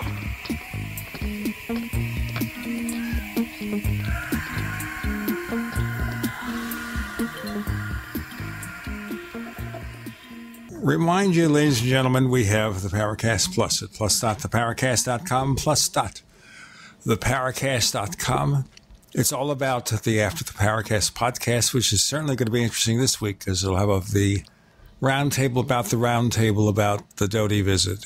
So it's going to be really, really interesting, or we may have some surprises. You never know what will happen next on that show. We also offer you a version of this show free of the network ads, and so those people on YouTube can get the alternative they are craving for prices starting at just $1.49 a week. It's $1.49 a week. Or $4.99 a month, our price cheap. And, I think we have a pretty good deal here because you have these TV streaming services that expect you to pay $10 a month for one show free of commercials. Like if you like Star Trek Discovery, you get 15 episodes, but you have to pay $9.99 a month. Go to plus.theparacast.com, plus.theparacast.com. They're not going to say on iTunes, well, they're comparing themselves to Star Trek Discovery. How do they do things like that? Then again, it's my show, and if I choose to talk about Star Trek Discovery, that's my privilege. And besides which, I've not really watched it because I don't want to pay $9.95 a month. Oh, boy. Oh, jeez. Well, again, it would have been nice to have Greg on. I really appreciate his wry sense of irony and sense of humor and insight. Of course, he's one of my favorite researchers out there. But I do, again, not without sounding too much like I'm promoting and marketing Greg's work, but Project Beta, if you want to know about Richard Doty, if you want to know about the Paul Benowitz case, this is the ultimate book that covers this case, Project Beta. It's a must-read for anybody that's interested in how little we really know about the government's counterintelligence methods and the type of operations that they run. This is one of the few places really within the corpus of ufology where we do really have a sense of what the counterintelligence community of the U.S. government, how they operate, what they do, how they do it, manners and methods. I think it's a great book, Project Beta, and do pick it up on Anomalist Books. There you go, Pat Weish. Anyway, I want to go ahead and liven things up a little bit here. I got a great story. You guys can believe it or not. I don't think I've ever... Wait a minute, I have to bring up the BS meter. Hold on a second, Chris. Let me turn this on. I have an Android. BS meter, please get started. Okay. At one point, this would have been, I'm not sure, I think 95 or 96. I went down to visit an Albuquerque investigator who she shall remain nameless. But interestingly enough, she grew up knowing the Benowitz family. I think one of Paul's sons was in her high school class. She was never happy with what happened. And at the time, of course, Benowitz was still alive, and what transpired in his life really messed the family up. And she was always very up in arms about that. She really felt the government was culpable in driving him over the edge, getting him to a point where he was actually committed. And she says, let's go out and see Thunder Electronics or whatever, his company was still there, right there within feet of the gate of Kirtland Air Force Base. And so we went out there, and she showed me as we're sitting there. She goes, let's go see the Atomic Energy Museum or whatever. There's a museum inside Kirtland Air Force Base. You have to go through the gate, and you say, I'm going to go see the museum. So we went in there, and we walked around, and she goes, okay, you ready? I said, what do you mean? She goes, check this out. And she took off in her car straight out into the base. I mean, she started hauling ass out into Kirtland Air Force Base, and I'm going, what are you doing? And she says, oh, I've done this a bunch. She goes, just don't say anything, okay? I'm driving here. And the first thing she did was she took off to Coyote Canyon, where the famous Benowitz photographs were taken, the entrance to the Monsanto nuclear weapons storage facility. And she takes off. I mean, she's going miles. And I'm saying, are you crazy? I don't know you. I'm being taken hostage. You've kidnapped me. This is not. I'm doing this under protest because, to be quite honest with you, I was terrified. I was, headed directly towards one of the most secure areas in the United States. Oh, she drove out there and she goes, "Okay, well, check this out." And she started taking me to places where she knew that they had been doing certain types of experiments. She didn't know what they were, but there were these weird, like cul-de-sacs, and she'd drive up there and show me this one spot with a big, huge circular array on the ground, and then she'd take off. She goes, well, I said, look, this is all fine and dandy, but I'm really uncomfortable. I can't believe that you're doing this. I can't believe we're getting away with this. What does this say about the state of national security? And, of course, this is all pre-9/11, blah, blah, blah, by probably 7-8 years, maybe last 5 years. And I said, but look, really, I am really uncomfortable with this. She goes, okay, well, I won't take you over to show you Sandia in the Phillips lab. And I'm like, oh, well, thank you. Thank you for small favors. And so by this time it was getting dark, and she goes, oh, let me take you to where the black helicopters take off from. And I said, oh my God, please, really, enough's enough. Kirtland Air Force Base is attached to the Albuquerque airport. Out on the tarmac, there is no real gates or barriers or anything. So we drove right to the area where, again, close to the Albuquerque side of the base, where you have all your infrastructure and everything, and all the hangars. And so it was just past dusk, but there was still a little bit of light, but not much. And so she took me over to this hangar area, and we went around a corner, and in her car, this is all in her car. And there, sure enough, there were some Blackhawks, and, in the dark, they looked black. And I said, wow, those are literally by, definition, black helicopters. We could tell that they had no markings on them, that they were not only black, but they were kind of a glossy black. There was just enough light to make out that they weren't dark green or dark, purple or something. She goes, I'm going to get a picture of these. And I said, really? Do you really want to do that? And she goes, and before I could even say anything, she hopped out and she took a picture, and her flash lit up the whole area. And I'll tell you, I almost evacuated my bowels. I was so freaked. And so we zipped out, and sure enough, we went back out the gate like nothing happened. And that was my, 2 hour, maybe hour and a half. I spent so long, I don't know. We drove all over the place out there, totally unmolested. We never saw it. A couple times, I think we passed vehicles, nothing official looking. So if this is 5 or 6 years after, well, actually longer than that, like 16. 16 years after the whole Benowitz affair and all that, they sure haven't, at least at that point, they hadn't improved security much. Because if you said you were going to the Atomic Energy Museum, they let you drive onto the base, and of course the museum was right there, within sight of the guard, the area where you go through the gate and the guards and everything. I mean, it's right there. But to just get in your car and then take off out onto the base, to me, it was just, I couldn't believe it. I mean, there's a national lab out there. There's the largest repository of nuclear weapons, I think, in the country out there. It just boggled my mind. So maybe they moved their assets.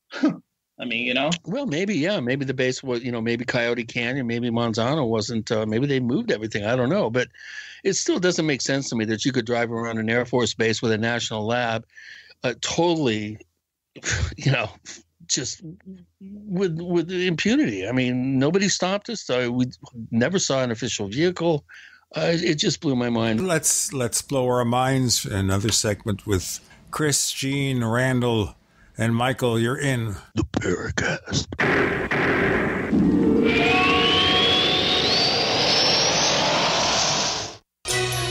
Thank you for listening to GCN. Visit GCNlive.com today.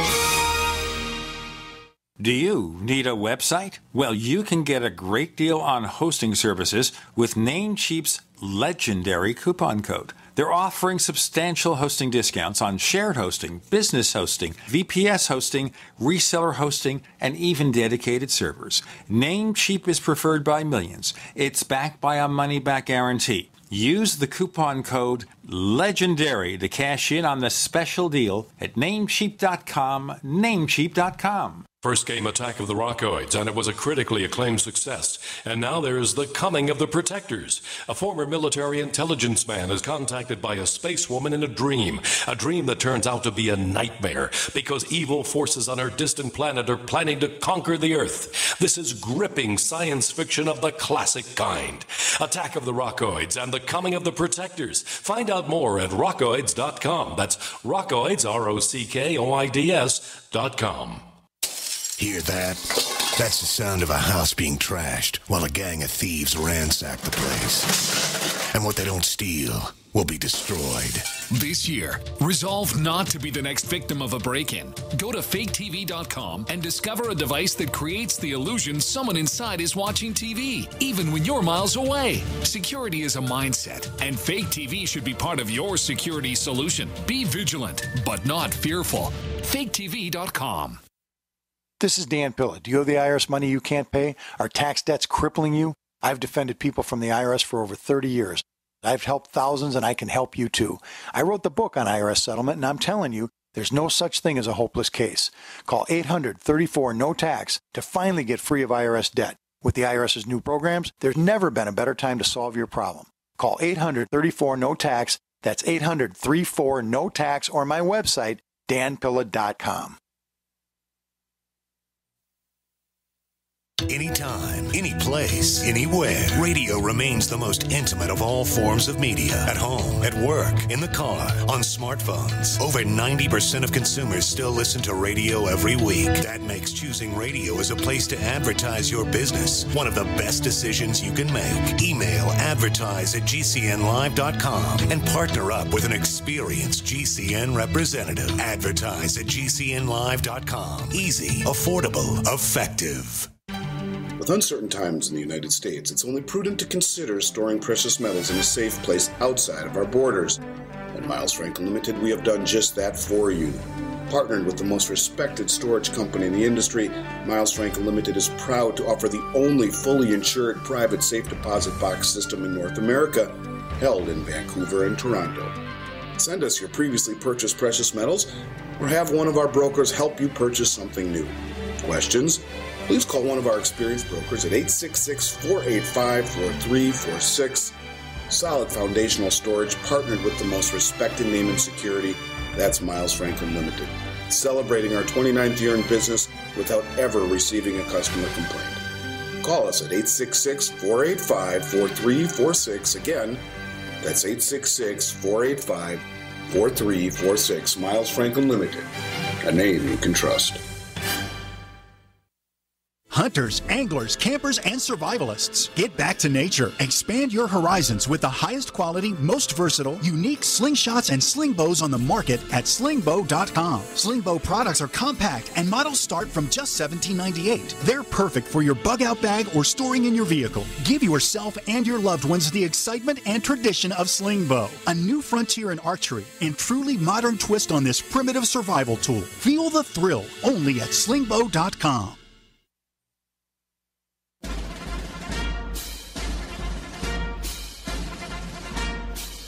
Hi, it's Grant Cameron from presidentialufo.com.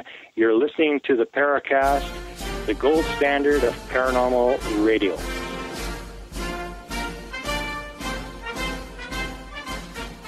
So, Chris, why don't you proceed with asking the questions of our vast listening panel here? Okay, vast listening panel. Get skinny real quick and tell me what you think about that. I've heard other stories that are kind of similar.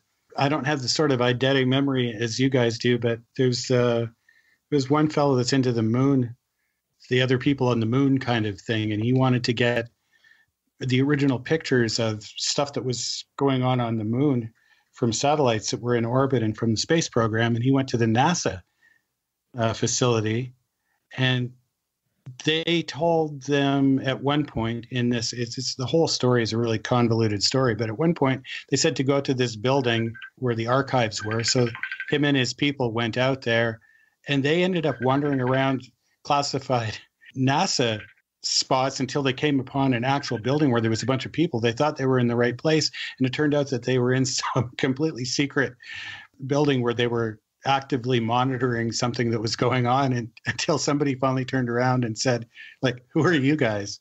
So it's kind of not the first story I've heard of that sort of thing taking place. It certainly doesn't sound like something you would be, certainly doesn't sound anything like the NSA. I mean, at the NSA, they'll have armed guards that will shoot you if you drive right past their whatever it is going into Fort Meade. I mean, that's just not, I guess when you're talking about 16 years afterwards, but you're talking about a different scenario. I guess I'm not more reacting to what Chris was saying. But yeah, I mean, it just seems odd. I mean, in the context of the Kirkland Air Force Base incident, you have all of this activity going on around 1980, and then a few years later, Chris is able to, admittedly against his will, get driven around all over the place. Where supposedly nuclear weapons are stored. Yeah, so admittedly, I mean, Chris O'Brien is basically driven around, 16 or 15 years later at an Air Force base where, nearby they have weapon storage. And then there was this experiment that was blinding Soviet satellites. So, I mean, to me, that sounds paradoxical. I mean, even within a 16-year time period, it sounds like to me that if Richard Doty was saying was true, then they either moved their assets or maybe the assets were never there or something's not quite right. That's where I ended, I think. I may have added. All right, so let's get to you. Michael, go ahead. Yeah. So, Chris, did you hear my last comment regarding the Air Force Base? You know, you were drove around. I mean, that's a 16-year time period. I mean, my thinking is that the assets were moved, or maybe the story is not quite about the Soviet spy satellites and all of the experiments by the NSA, and all of that may be just kind of stuff that's tacked on to what maybe was a little bit more prosaic than your standard paranormal encounter. What do you think about that? I was directing a question toward Chris. Sorry. Yeah. Can you hear me? Yes, Hello? I can hear you. Okay. Well, I think number one, that obviously there was something to the whole Benowitz scenario. I do think it was a real event. I think the basic facts about the case are correct. I think it was a patriotic American who felt he stumbled on something highly unusual and important, and did make some sort of report to the government. And I think Air Force Office of Special Investigations did respond, and there was an ensuing investigation. I think that's where things get a little bit murkier, obviously. But I do think the underpinnings of the event and, you know, the basic building blocks of the story are correct. So other than that, I think we are looking at something that really can't be ascertained definitively. I think Greg did a great job, combined with the knowledge of Ron Regehr, who was actually in contact with Paul before he made his report to AFOSI, and who knew him and has quite a bit of he's got quite a file of letters, sketches that Benowitz provided him early on. I can hear pages turning. Mute your mic. Well, that would be. I've got my whole library here, so if you hear pages turning, I'm sorry.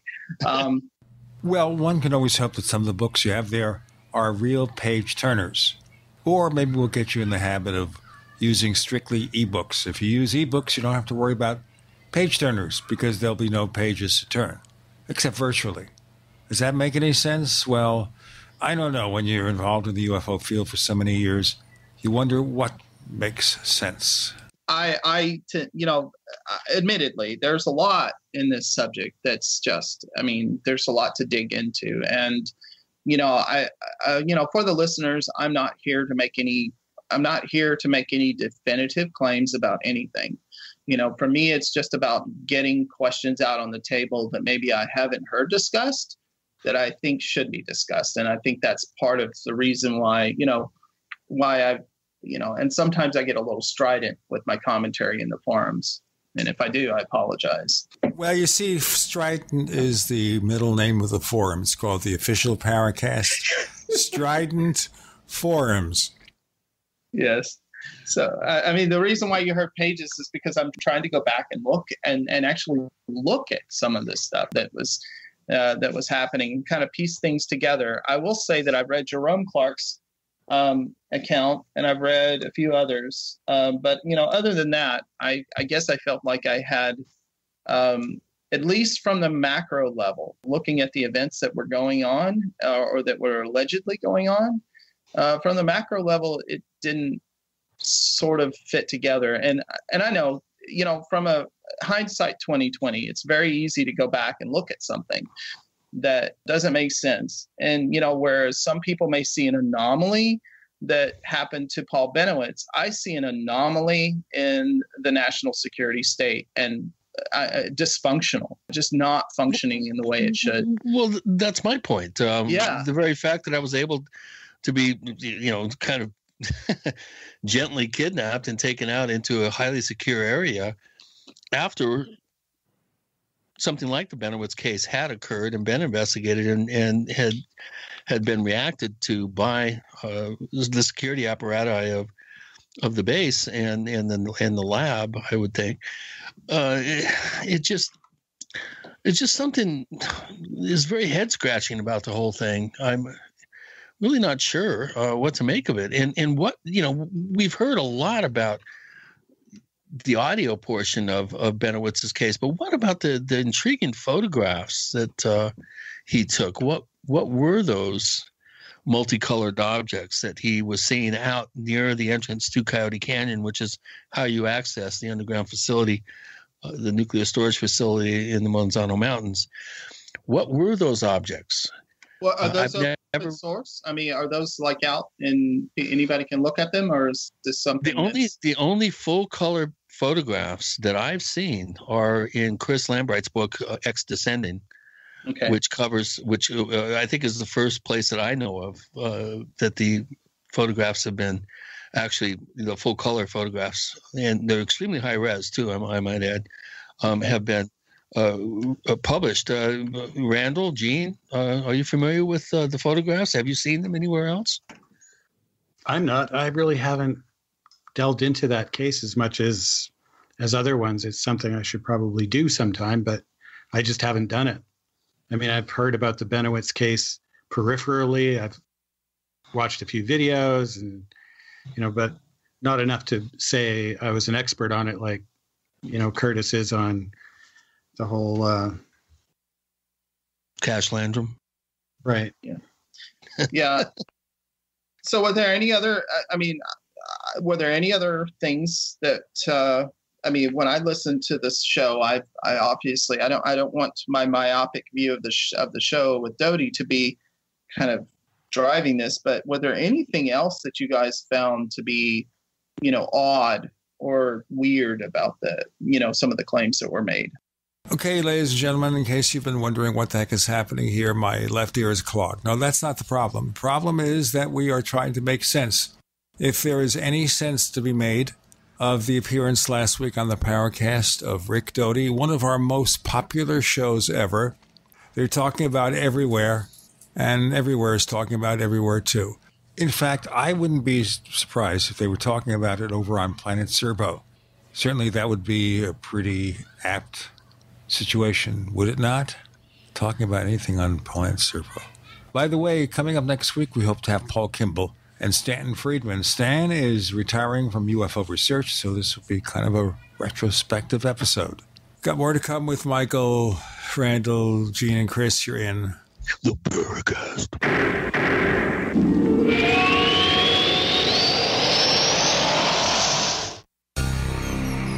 Thank you for listening to GCN. Visit GCNlive.com today. We also have swag. We have all these exclusive Paracast things that you can buy. We've got 60 or so different items, and entails t-shirts, sleeves for notebook computers, iPad cases, mouse pads, the Paracast Jumbo tote bag, all sorts of t-shirts and jackets and stuff like that for men and women. We have a Paracast aluminum water bottle. All this stuff, you go to store.theparacast.com, store.theparacast.com. What makes it special is that the items are the best quality, great t-shirts, fabrics, and they have our official logo on them. That's what makes them special, in multiple sizes and colors. We even have stuff for children, stuff for women, stuff for men. We have all sorts of sizes, like small up to X large. A lot of good stuff. That's the swag from the Paracast. You go to store.theparacast.com, stop by, and take a shopping tour. You've seen crazy diets to lose weight. At GCN Team, our healthy body weight loss system simply neutralifies the body, bringing down cravings. It has been proven that nutritional deficiencies drive appetite for carbs, sugars, and fats. Lose weight the easy way. Find us at GCNteam.com or call 877-878-4203. Fighting cravings is a fool's game. Give the body what it needs to be satisfied. Again, 877-878-4203. That's 877-878-4203. Fully cooked, ready-to-eat bacon. I'm talking thick, meaty, center-cut presidential bacon. Savory and delicious. I buy some, I use some, I store some. Awesome. No refrigeration needed with a 10-year shelf life. NASA pack technology. Bacon. Fully cooked, fully hydrated, ready to eat right from the packed bacon or warm and served. Life-saving, ready-to-eat bacon. 10-year shelf life bacon. Ships free at fullycookedbacon.com. fullycookedbacon.com.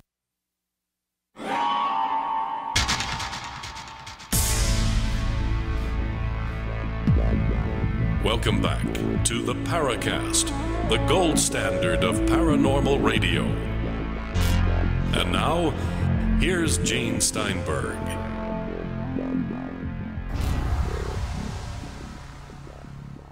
We have Michael Allen, one of our loyal listeners until this episode is over, in which case he'll then be posting stuff on Facebook where he hates us completely. No. We have one of our frequent guest co-hosts, J. Randall Murphy. We have Gene and Chris, and we're trying to sort out the state of the world and then some. Chris, why don't you pick up on it so I can follow the crisis here? Okay, good luck with crisis management there, Gene. Randall, we haven't really heard much from you this whole segment. You've been kind of sitting back.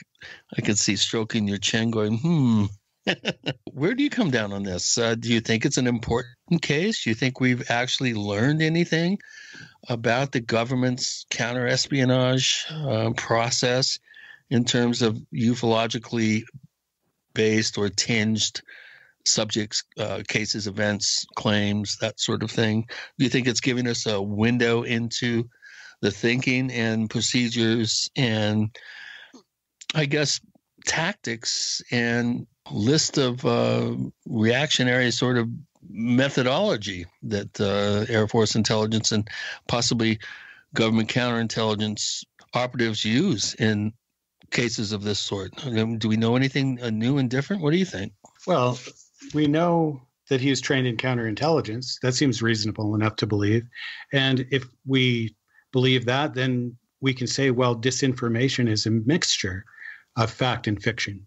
So what we're getting is a mixture of fact and fiction. That's exactly what I heard. We know that certain things happened, but then there seems to be certain things added onto it or perhaps embellished to some degree.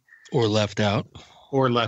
And but the interview itself, I think the most important thing about it is its contribution to UFO lore in general, in the sense of ufology as a field. We have a very interesting character with a very interesting past, regardless of whether it's true or false. The various stories and claims that are made are fascinating in and of themselves, whether they're true or false or not.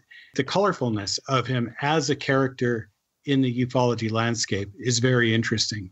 And that's what I enjoyed most about the show and listening to the show. When you say that it's a mixture of fact and fiction, and I'm in agreement with that, I think I'm on the same page.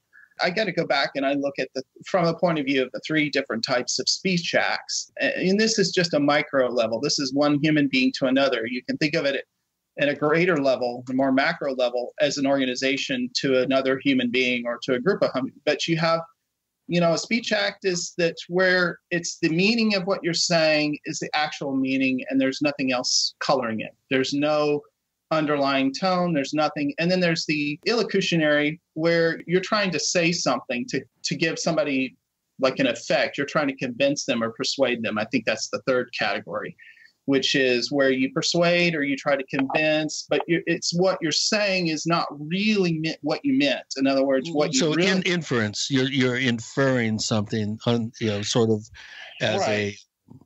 as an aside, sort of a subliminal prompter or a subliminal ammunition to infer something that's unspoken. And that may be the other one, but more precisely, I'm saying something because when I say it to you, I know what effect it's going to have on you.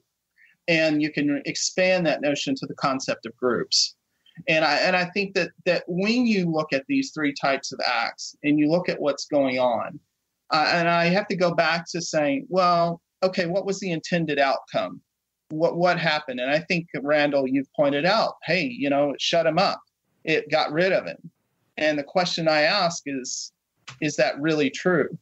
Did that really shut him up? I mean, in other words, was that really the intended act of the intervention that the AFOSI, and how they involved themselves? Was that really the outcome? I just don't know that is. Again, well, I think not only did they succeed in their particular agenda and the scope and goals of their agenda, but I think that they went one step beyond and started having fun with it. They kind of milked the process. I think they could have wrapped up the counterintelligence project a lot quicker than they did, but they played around with it. They had fun with it. And then with the, if you can believe at face value, the injection of other agency interest, according to Doty, the NSA was interested, then perhaps it became even more extended and more played out with some sort of point counterpoint sort of spy versus spy type scenario out of Mad Magazine, which the unintended consequences may have then sort of morphed into the whole Dulce base scenario.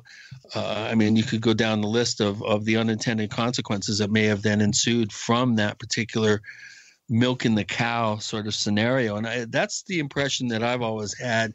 I think Doty's appearance on the show, in my mind, gave a little ammunition to that perhaps they felt once that they really determined that he wasn't a security risk, that we weren't dealing with something that had to do with Soviet counterespionage, that it wasn't something that was, of a real serious national security interest, they just started having fun with it, much to the chagrin of the Benowitz family, I must say. Well, and that's the problem that one of the things that I look at and I see, again, going back to 1980, sounding like a broken record again, but we're looking at some severe assets involved if we are to take Doty at his word. And I am of the opinion that when you want to find the right answer to a problem on the internet, you post the wrong answer. In other words, this is what I'm exercising in, is what is called reductio ad absurdum. It's essentially, I'm going to take everything that was stated as if it were fact. And I'm going to show, here are the implications. If we do that and we look at the case and we start to see it, that's when the paradoxes start to emerge. Then what happens? A person who works in counterintelligence is probably going to start yelling, choking up, interrupting, and getting mad and frustrated. I won't say that from my point of view, it's real easy to look at somebody. I know you guys have been, unjustly criticized for whatever, you were being rude to this guest or that guest, but I could tell when somebody's getting upset about something and when you're hitting somebody in a soft spot, when you've uncovered something. And that's kind of what I heard it's toward the end. I mean, he came out. It's like, I want to clear the air, and I want to make sense. I want to explain to you what actually happened. Because nobody else got it right except for Kevin Hastings. I thought that was, by the way, that was a very interesting comment. UFOs and nukes. That's really, really amazing. You know what? Everybody else thinks it's amazing. I think it's amazing too. UFOs and nukes. I think Doty's problem with UFOs and nukes is not the book, which you said we liked. It's Robert Hastings. Robert Hastings can be kind of a crotchety kind of guy. And the reason I say that is because he will never come back to the Paracast. And I think at one point he was involved in some kind of conflict with someone. And that person was egging him on in the forums or something. So he's pretty much given up on us. Where did he go for his retirement? Where did he move to retire? San Luis Valley. Well, there you go. You got another person you can go mount something on the pole. We'll get a gamma ray burst detector up there, Chris. I've already talked to him, but unfortunately, he doesn't have the robust internet connection that we would need. Oh, well, yeah, that's the limit. I mean, you were talking about some like T2 connection, like in one of the last episodes. You're like, yeah, we got a T2 connection out there. That must be a lot. The first camera is slated to go up on the tower of one of the ISP operators, AmigoNet, there in the valley. And one of his towers is going to be in north of Monte Vista, will be where the first camera is going to be mounted. And that does have a fiber optic connection. Going back to the original thing that I was talking about with the assets involved in the Air Force Operation of Special Investigations, their goal, and spoiler alert, I guess what I'm saying is that in the end, I thought, well, if I was to actually want to discredit something, probably the ETH would be what I would be my target, and not so much covering up something else. Got more to come with Michael, Gene, Randall, Chris. You're in the Paracast.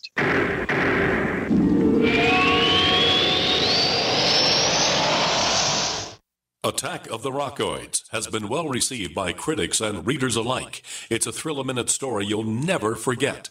A former U.S. military intelligence officer is haunted by intense dreams about a beautiful woman pleading for his help after a terrible battle in outer space. But the dreams turn out to be true and thrust him into a telepathic love affair with a woman whose faraway planet is intent on destroying the Earth. And now the gripping tale continues in The Coming of the Protectors. It's the second book of the Rockoids trilogy, a galaxy-spanning adventure that pits our hapless heroes against powerful, fanatical enemies that threaten the lives of freedom-loving beings everywhere. Attack of the Rockoids and The Coming of the Protectors. Classic science fiction at its best. Available now. For more details, visit rockoids.com. That's ROCKOIDS.com. Have you checked your Google search results lately? Search results are usually the first impression that people form of you or your business. So make sure that they create a positive impression with ReputationDefender.com. What the internet says about you can have a big impact on your life and your livelihood, even if it's not true. Fortunately, you can now control how you look online and in online search results with ReputationDefender.com. Call 800-831-0771 now. That's 800-831-0771 for your free reputation analysis. If you have negative material from an ex-employee, upset patient, or former client, newspaper article, legal issue, social media, or other source showing up in your search results, you can combat it with ReputationDefender.com. Our dedicated experts in patented technology can help make your online search results look their best. Call 800-831-0771 to learn more. 800-831-0771. That's 800-831-0771. Or visit ReputationDefender.com. Looking for that edge during those intimate moments? We see many ads for enhancement, but the side effects include death. At GCN Team, we should change the Healthy Body, Brain, and Heart Pack to the Healthy Libido Pack. The brain and heart are not the only organs that require a healthy vascular system. For proper blood flow at the right moment, go to GCNteam.com or call 877-878-4203. That's 877-878-4203. That's 877-878-4203. It's been said, any society is only 3 missed meals away from chaos. Those times may be near. Think about it. Our country faces multiple terrorist threats and aggressions from Russia and North Korea. Social unrest and violent marches yet again may lead to looting of stores and city shutdowns. And our crumbling infrastructure leaves our power grid vulnerable to long-term outages from a single cyber attack. When the chaos from any one of these threats arises, the government knows it can't provide during a widespread national emergency. That's why you need your own plan for self-reliance. That's where My Patriot Supply comes in. Get a 4-week survival food supply for only $99. That includes breakfast, lunches, and dinners. Order online at preparewithgcn.com. $99 for 4 weeks of survival food that tastes like homemade cooking and lasts up to 25 years. From My Patriot Supply. Get your kits today at preparewithgcn.com. Free shipping is included. Preparewithgcn.com. Hunters, anglers, campers, and survivalists. Get back to nature. Expand your horizons with the highest quality, most versatile, unique slingshots and sling bows on the market at slingbow.com. Slingbow products are compact and models start from just $17.98. They're perfect for your bug-out bag or storing in your vehicle. Give yourself and your loved ones the excitement and tradition of Slingbow, a new frontier in archery and truly modern twist on this primitive survival tool. Feel the thrill only at slingbow.com. We'd like to hear from you. If you have a comment or question about the Paracast, send it to news@theparacast.com. That's news@theparacast.com. And don't forget to visit our famous Paracast community forums at forum.theparacast.com. This has been fascinating, by the way. Guys, thank you for letting me visit with you all and talk with you about this. Okay, the check. You owe us the check now for coming on. What's that? You owe us the check for coming on. Oh, I do. Oh. And it can't bounce, by the way, because Alexa will come to your home and scream at you. Wait, what's a check? You know, I wonder anymore because we live in a society that's so cashless. You know, you say, "Can I pay with cash?" and they look at you. Yeah, I got it. It's loaded in this little RFID chip on my little card. I'm going to hand it to you, and it's going to pull the imaginary money out of one bank and put it into another bank.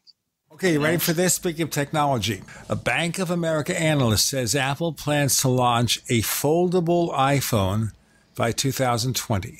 Oh, well, I've heard about bendable, like interactive screens that are flexible. I think Samsung was working on something like that for a while. Well, they have OLED screens that can be folded up. Wow. You have a billfold, and you have a place to put your credit cards. And then you open it up, and there's your iPhone. Easier to lose now. You'll drop it with your credit card, or somebody will come along and scan it with an RFID thing. They can't do that with an iPhone. The security on an iPhone is amazing. That's one thing. Let's progress into the world of the amazing paranormal world of Rick Doty. At the end of the day, because we're running out of time here and you have to run soon, at the end of the day, how much of what he said on the Paracast can you, Michael Allen, believe?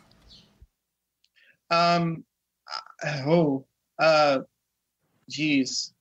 That's a very, very, very difficult question to answer because I'm still in the middle of analyzing it. Right now, I'm just going to accept the whole thing as being gospel truth according to what he thinks.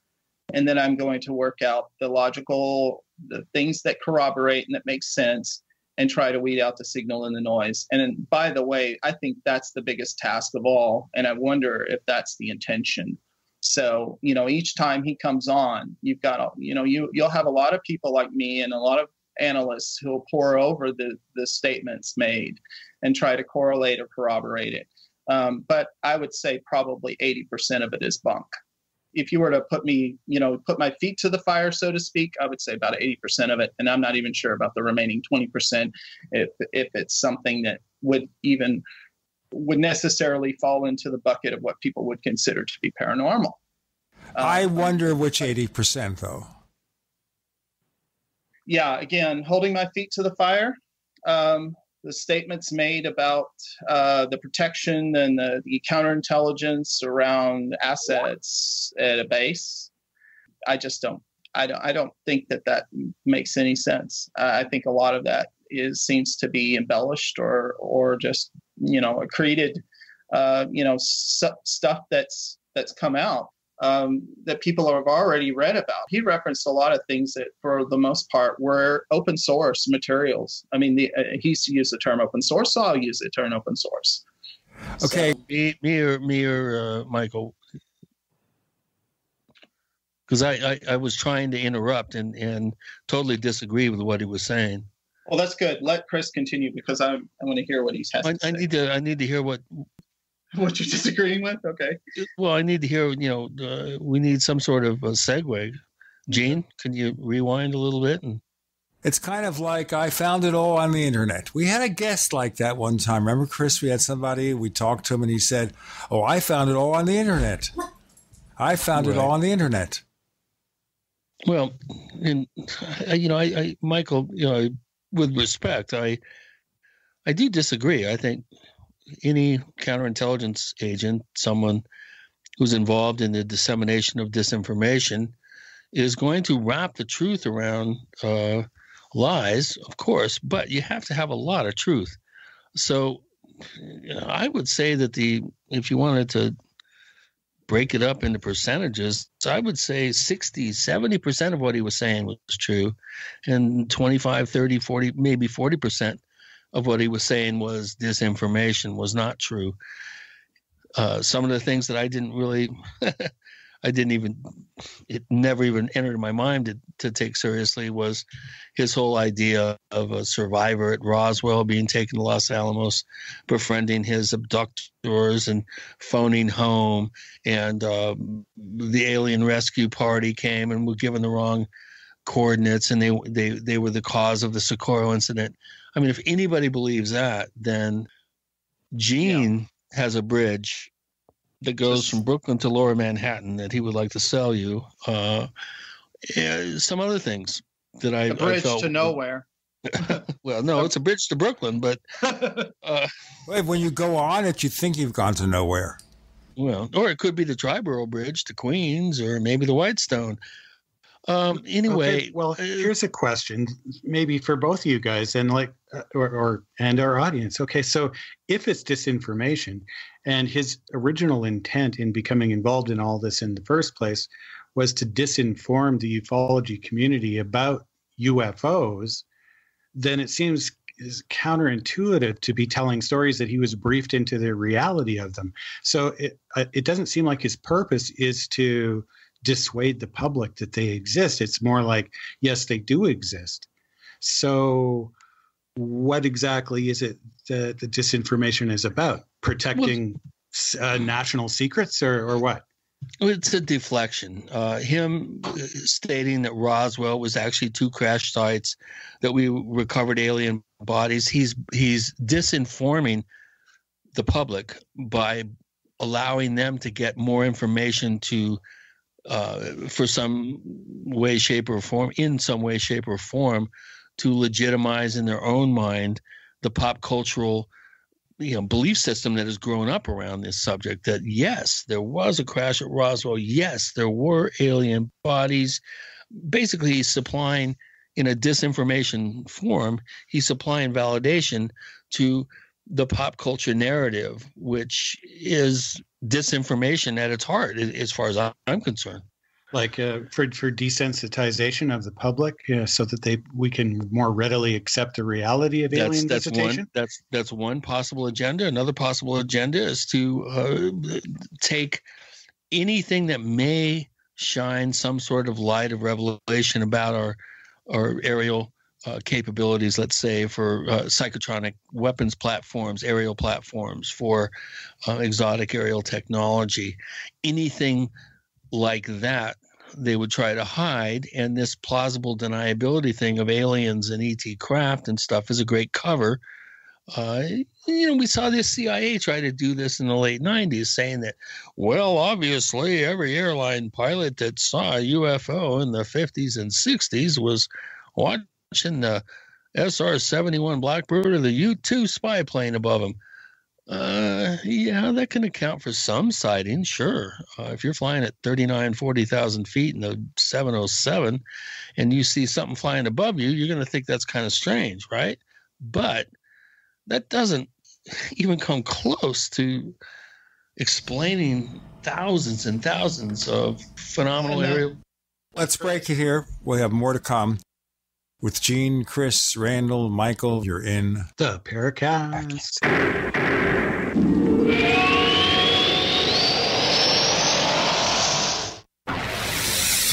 You are listening to GCN. Visit GCNlive.com today. This is Dan Pilla. Do you owe the IRS money you can't pay? Are tax debts crippling you? I've defended people from the IRS for over 30 years. I've helped thousands, and I can help you too. I wrote the book on IRS settlement, and I'm telling you, there's no such thing as a hopeless case. Call 800-34-NO-TAX to finally get free of IRS debt. With the IRS's new programs, there's never been a better time to solve your problem. Call 800-34-NO-TAX. That's 800-34-NO-TAX, or my website, danpilla.com. Hi, this is Ted Anderson. I'm here to tell you about GCNtelecare.com, a team of board-certified doctors assisting you 24 hours a day, 7 days a week, 365 days a year. Within 15 minutes of registration, care your family can afford. Revolutionizing the healthcare industry, virtual consulting providing diagnosis of non-emergency medical issues by phone or secure video on computer or smart mobile devices. GCNtelecare.com. Virtual care anywhere. Non-attorney paid spokesperson.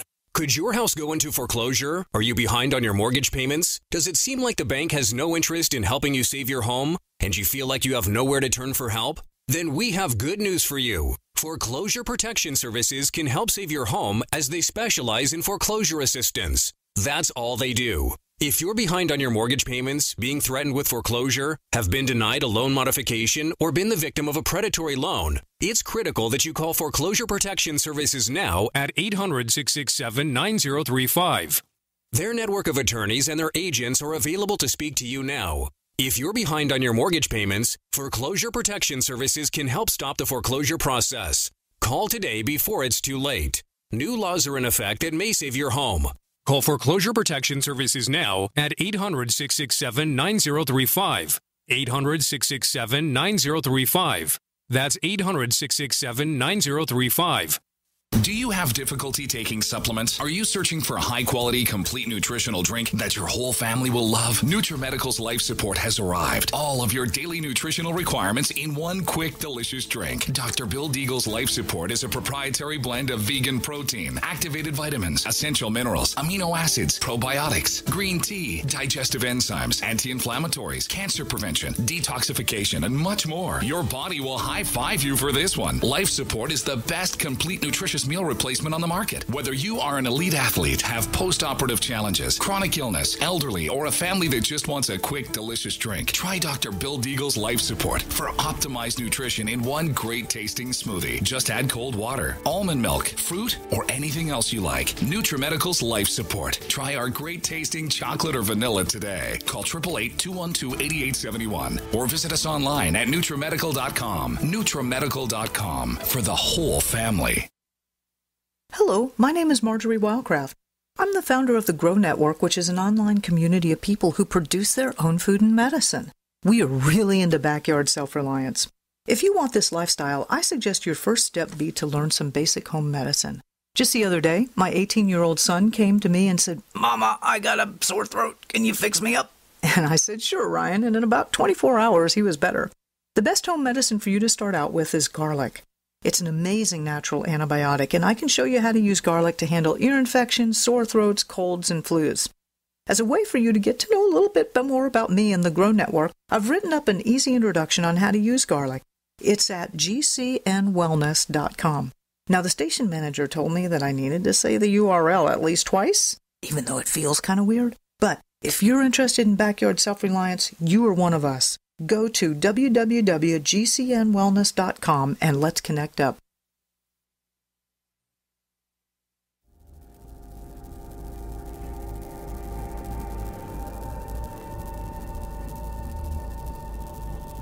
This is Robert Hastings, author of UFOs and Nukes, and you're listening to the Paracast, the gold standard of paranormal radio.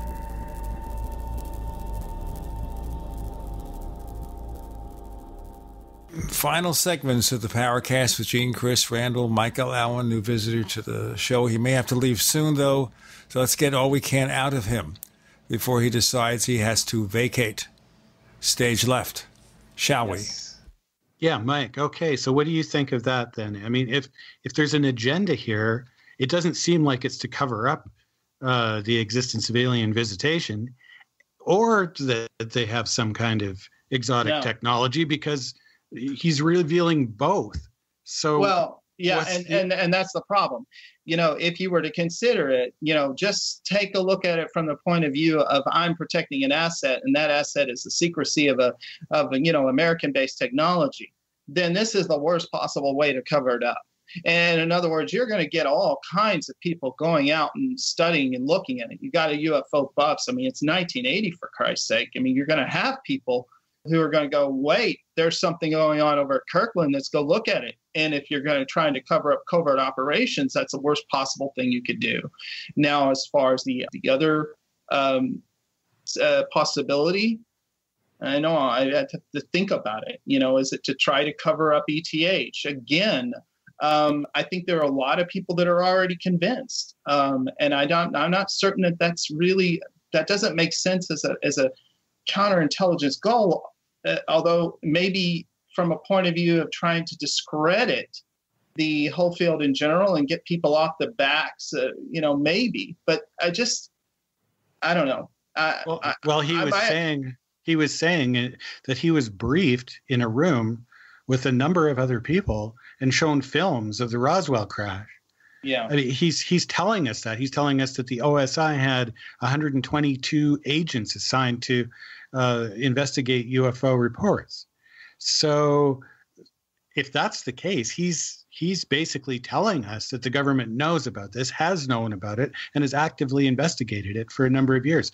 So he's certainly not trying to cover up alien visitation with, it was only some sort of technology that we had. And at the same time, he's saying, well, that they did use the idea of UFOs to cover up technology. So in neither case are we getting any sort of disinformation or there's another option. Or deflection. Right. There's also the possibility that, when you, like Walter Bosley said, you got to start out with a nugget of truth so that people will believe you and buy into your story, buy into your background. You got to start with a big nugget, I think is what he said. And, and so maybe the whole point is not so much of, hey, I'm revealing this. The fact that he's doing this, and I know this is a stretch, and I'm sorry, but it sounds like, well, go out here. I'll pretend to be the colonel. Go out there and just here's a bunch of stuff we think is probably true. Here's a bunch of stuff that's hooey and everybody else is debunked. Just go spew it out into the public forum and get it all out there. And people are going to see holes in it and they're going to gravitate away from this field altogether. Now, I can't for the life of me understand why they would do that, except to keep people from snooping around Air Force bases and looking at U.S. assets. Or maybe like in the 1950s with the conclusion of the Robertson panel, the CIA panel, the main concern was to keep people from clogging the channels of communication. Well, we don't have that problem anymore because we have many channels of communication. So there's no worries about Soviet spies coming in and infiltrating UFO groups and creating a ruckus and causing the national security state communication lines to be clogged with noise so that they could attack. So I really think it's an open question, Randall. I don't claim to have all the answers. Obviously, I've picked out a couple of things that just don't make sense. And, I'm hoping that somehow maybe this will start a discussion along that route. So I wonder, though, when you mention Russian spies and such, and I'm not, of course, talking about something like that show that was on TV, I remember how many years ago. That show called The Americans about Soviet spies here in the 1980s, when we had a particularly large amount of paranoia. And you look at what Doty was doing, which related also to possible Russian spies, and you wonder how much of the UFO investigation was really more oriented towards the Cold War than anything else. And that takes us back to things like the Rosetta deception from James Carrion, and he was going to do a Roswell deception that never seems to have ever appeared. And it was about the ghost rockets in the World War II being some kind of smokescreen to deal with the Russians and spook them. And you wonder, over the years, in terms of UFOs and alleged UFO sightings, how much of that related to the Cold War and pulling some stuff. Let me go ahead and kind of chime in here. I think back in the early 80s, all through the 80s into the early 90s, I think that was a real major concern by the government. And I think, I'm not going to try to put a percentage of counterintelligence activity related to counterespionage with the Soviets. I'm not going to try to put a number on that, but I would say a sizable percentage of operations were really concerned with that. I think now that we're post Glasnost and Yeltsin and Gorbachev, and the breakdown of the whole Soviet Union into its constituent parts, I think it's much less important. I think maybe in the last few years it's become a little bit. It's maybe ratcheted up intensity a little bit in the Putin years. But I think for the most part, what we're seeing with the Benowitz case is a classic example of, and Gene, you brought it up, of being worried about how much the Soviets know. Are they involved in this? Are they monitoring us, monitoring them? I think all this, it makes perfect sense to me. But getting back to the whole idea of Doty and disinformation, I don't know who's like puking on themselves, but stop. Okay, by the way, don't say things like that. Don't say the P word, because people are having their dinners, they're having their lunches. Maybe they're drinking their coffee in the car and they're going to spit it out. Hold on, Gene. Everybody having a good dinner? That's all I think that's, it sounded like that's what was happening. Anyway, if we're looking at this whole thing about how do we determine, where he's being truthful and where he's not, where is the real information, where's the disinformation? Anytime he reveals anything about manners, methods of gathering intelligence, numbers of operations, numbers of agents, that's disinformation, okay? He is not allowed to talk about how they do things and how many people are involved or how many projects are involved. So when he says 122 agents, I absolutely immediately don't believe him.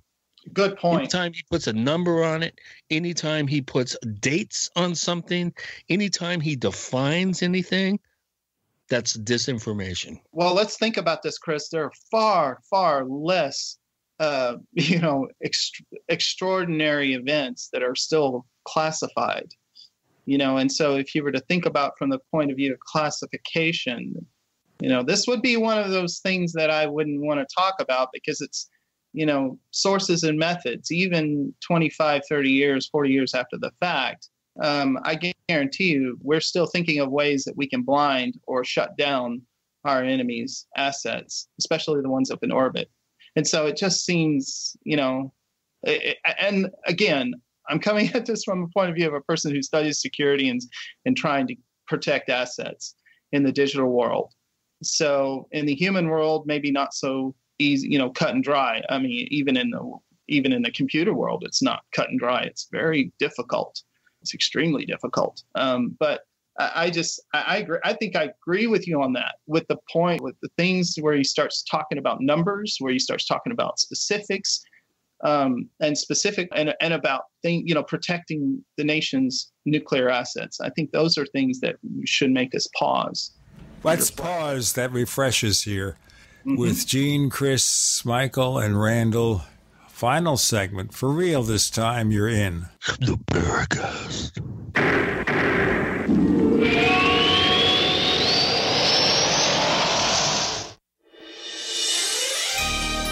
Thank you for listening to GCN. Be sure to visit GCNlive.com today. As you know, neighbors, web hosting can be pretty cheap, but not all hosting is the same. DreamHost wins Best of Awards year after year. You get unlimited disk space, unlimited bandwidth, and even the low-cost plans put your sites on high-performance SSDs. Want to know more about what DreamHost has to offer? Go to technightowl.com/host. Once again, that's technightowl.com/host. First came Attack of the Rockoids, and it was a critically acclaimed success. And now there's The Coming of the Protectors. A former military intelligence man is contacted by a space woman in a dream that turns out to be a nightmare because evil forces on her distant planet are planning to conquer the Earth. This is gripping science fiction of the classic kind. Attack of the Rockoids and The Coming of the Protectors. Find out more at rockoids.com. That's Rockoids, ROCKOIDS.com.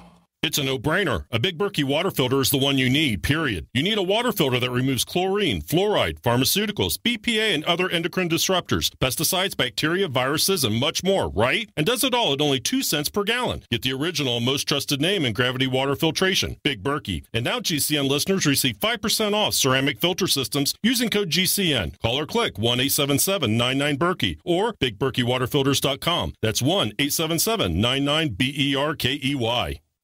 Hear that? That's the sound of a house being trashed while a gang of thieves ransack the place. And what they don't steal will be destroyed. This year, resolve not to be the next victim of a break-in. Go to faketv.com and discover a device that creates the illusion someone inside is watching TV, even when you're miles away. Security is a mindset, and Fake TV should be part of your security solution. Be vigilant, but not fearful. faketv.com.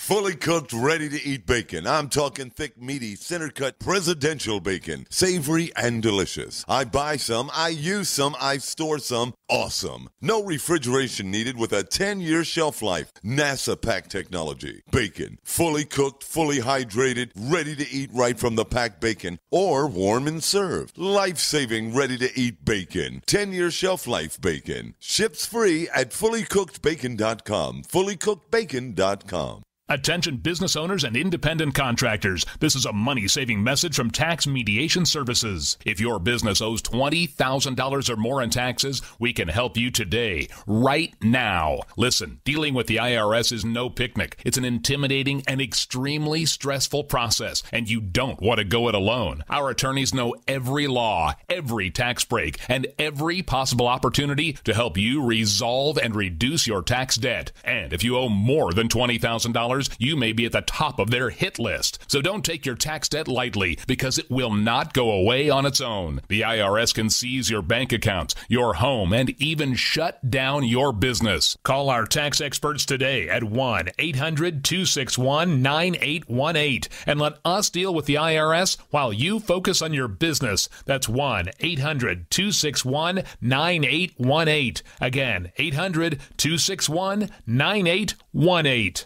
We all have heard about the benefits of fish oils, but what about the presence of heavy metals, PCBs, dioxins, furans, and other contaminants found in fatty tissues of fish? GCNteam.com recognizes this risk and offers IFOS certified tested omega-3 fatty acids. EPA, DHA insist on IFOS omega-3 fatty acid certification. Get the best at GCNteam.com or call 877-878-4203. Hi, this is Nick Pope. You're listening to the Paracast. It's come down to this, whatever this is, we're going to pursue it over and over again until we get it right. I interrupted you, Michael, didn't I? No, you're fine. In fact, I'm at the, literally, if you give me, I've got to make it to my appointment. And this is one of those doctors that gets mad when you miss appointments. So I'm totally okay with you interrupting me, and it's fine. I've enjoyed this discussion. Yeah, well, thanks for coming on. Nobody else was willing to pony up and put their mouth where their theories and analysis lie. So we really appreciate you being on, and you're welcome back anytime. We'll coach you on how to possibly. Well, I'll talk to you about this later, but I could use some coaching, definitely. Yeah, a little bit of coaching here and there, and of course, if you have any ideas to coach me, I'm sure Gene will help you in spanking me and whatever I'm doing wrong. I enjoy spanking Chris all the time. The problem is he's too far away, so I have to do it virtually through the screen. I take my hand and reach into the screen, grab him by the neck. Yeah. Or is that really saying open the window and scream at the top of your lungs, I'm mad as hell and I cannot take it anymore? Called the dope slap. It's where you go up and you knock somebody on the back of their head. I've had that many times. That sounds like the NCIS dope slap. Ever see the TV show NCIS? He's always giving somebody a slap in the back of the head. Yeah, I understand now that half the actors left the show because they're suffering from post-traumatic stress disorder, and also they had serious mental conditions because their brains turned to sawdust. Yes. In fact, I'm going to start that rumor on one of the supermarket tabloids that everybody from NCIS, the people who leave the show, the reason they leave that show is because they're suffering from brain injuries, because they're being slapped on the back of the head. Michael, I think you're about ready to bail out and go to a dentist or something and do something less painful. Yeah, to say the least. I'm sorry, guys. I got to run. It's been a pleasure. I thank you very much for having me on the show. I've enjoyed the discussion and sticking my neck out and all that kind of stuff. So we'll see you in the forums. Yeah. Oh, yeah. Absolutely. We have Randall, we have Gene, we have Chris. And I liked the assessment that Michael left here, that Doty's patter was about 80% disinformation, 20% actual information. I disagree. I disagree with that. What is your assessment, Mr. O'Brien? I think a lot more was on the money, simply because we know a lot more about the case, and he can't disinform us on things that are already accepted as being part of the public record. I think Greg did a great job. Others have done great jobs over the years establishing certain facts. All those facts have to relate to a positive percentage. Maybe 60% is real, 70% is real, and 30% is not. I think there's a lot more Normally you would think, 20% is real and 80% is not, or 25% is real, 75% is not. I think we have to put that equation way up from there. And I think it's almost the exact opposite. I think we're dealing with 70%, 80% is real, to a certain extent. And then it's the real out and out disinformation, the stuff that is patently untrue, is a much smaller percentage, 25, 30% maybe. But then again, like this takes us back to the question I was just asking in the previous segment, like when he states specific numbers and that he was there and did this at that time, like the films and the number of agents and so on. If you're going to presume that that is disinformation, then what purpose does that disinformation serve? Just to support the pop culture narrative that ETs are here, the government knows, they're in league with them, they've captured and back-engineered technology, captured aliens, all that stuff is subterfuge. According to most of us out here, we figure that they have got this secret information and they're not letting us know it. So right. it completely goes counter to that agenda. So like, what would be the point of trying to tell us something that they're trying to cover up? It's not that. What they're trying to do is they're trying to like stick their chests out and be the silverback gorilla and say, I'm in charge here. I know everything. I have all the information. You don't know diddly. I know and you don't. So deal with it. It's the U.S. government saying, I'm in control of this situation, when it appears, at least to this particular researcher, that they don't have a clue. And the less they know and the less that they're in charge, the more paranoid they get and the more they beat their chest and say, we are in charge. So that's the agenda. It's covering up the fact that they don't know diddly. I think they have to know a lot more than civilians. How about this for an idea? Let's suppose that if it's some sort of counterintelligence, say to give the Russians some sort of an impression about what we're doing, that having them know that there are 122 agents in various countries looking out for highly exotic aircraft and investigating reports of highly exotic sightings of some sort of aircraft might make them think, well, holy smokes, they've got all these agents out there looking for UFOs. Well, they could make, how do we know they're not looking for our aircraft? Right. So maybe they're trying to send a message that way, saying, well, hey, you know what the message is? We're looking, so you better be careful. The message isn't, oh my God, they're sending out 122 agents around the world. The message is, could that be 1,022? Good or point. Could it be 22? Good point. Either way, the Russians are going to be going, well, they're investigating these strange anomalous objects that could very well be one of our highly exotic aircraft. So, they've got trained people doing that. Here's another analogy. You're an MMA fighter. You're in the center of the octagon. How are you going to keep the judges thinking that you're being aggressive and you're in command of the octagon? You're going to keep your opponent on their heels. They're going to constantly be reacting to you and being kind of backpedaling. That's the classic sort of goal of counterintelligence, is to always keep your adversary moving backwards and reacting to what you're doing. So, true. Yeah, that's a good point. if you look at this, if you look at intelligence gathering and counterintelligence to intelligence gathering as an MMA fight, it's who's in control of the fight and how aggressive are they being to keep their opponent on their heels. And the more you can keep your opponent on their heels, the more you are in control of the situation. Very true. Yeah, good point. And if the word UFO is an allusion to exotic aircraft, right? If it's a euphemism, if he's not really saying, what he's really saying is, I was trained. I saw films of crashed foreign aircraft recovery operations. We have agents all around the world checking this stuff out. So if you guys think we're not looking, well, guess again, we are. Yeah, exactly. Very, very good analogy. What a show this has been. It's a lot of fun. And you can see when you bring in someone like a Rick Doty, what a bunch of things can come across. And I don't want to say what the bunch of things are because it's going to be crazy. Oh, by the way, I looked up when Robert M. Collins was on the Paracast. He was on twice. He was on with Paul Smith on September 17th, 2006. It's available from our archives.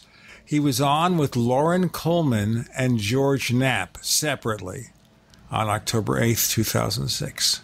He hasn't been on when I've been on. Well, I know that, but we can always change that. Chris, how's the blog coming? Have you started bringing it up to date again? Yeah, actually, I'm working on something right now, and I'm also working on an incredible website that is going to have some pretty nice stuff. It's a commercial website with lots of collectibles, fossils, art, and other things that I think will interest at least some of our listeners. So we'll present that information as soon as you have it up, and I'll make sure to criticize it and completely update it. Randall, tell our listeners very quickly, because we have to go, where to find your stuff. I'm at ufopages.com. That's Ufology Society International website, and free membership for life. No dues ever. Join the Paracast Plus. Get the network ad-free version of this show with better quality audio. I think someone's having a breathing problem. They're basically suffering from post-traumatic. They're trying to be the Madison Square Garden cheering. Paracast Plus gives you the ad-free version of this show with better quality audio. We also give you the After the Paracast podcast, where people will be making all sorts of comments when they see what we do this week, because we have no idea. To learn more, go to plus.theparacast.com, plus.theparacast.com. You're in the Paracast.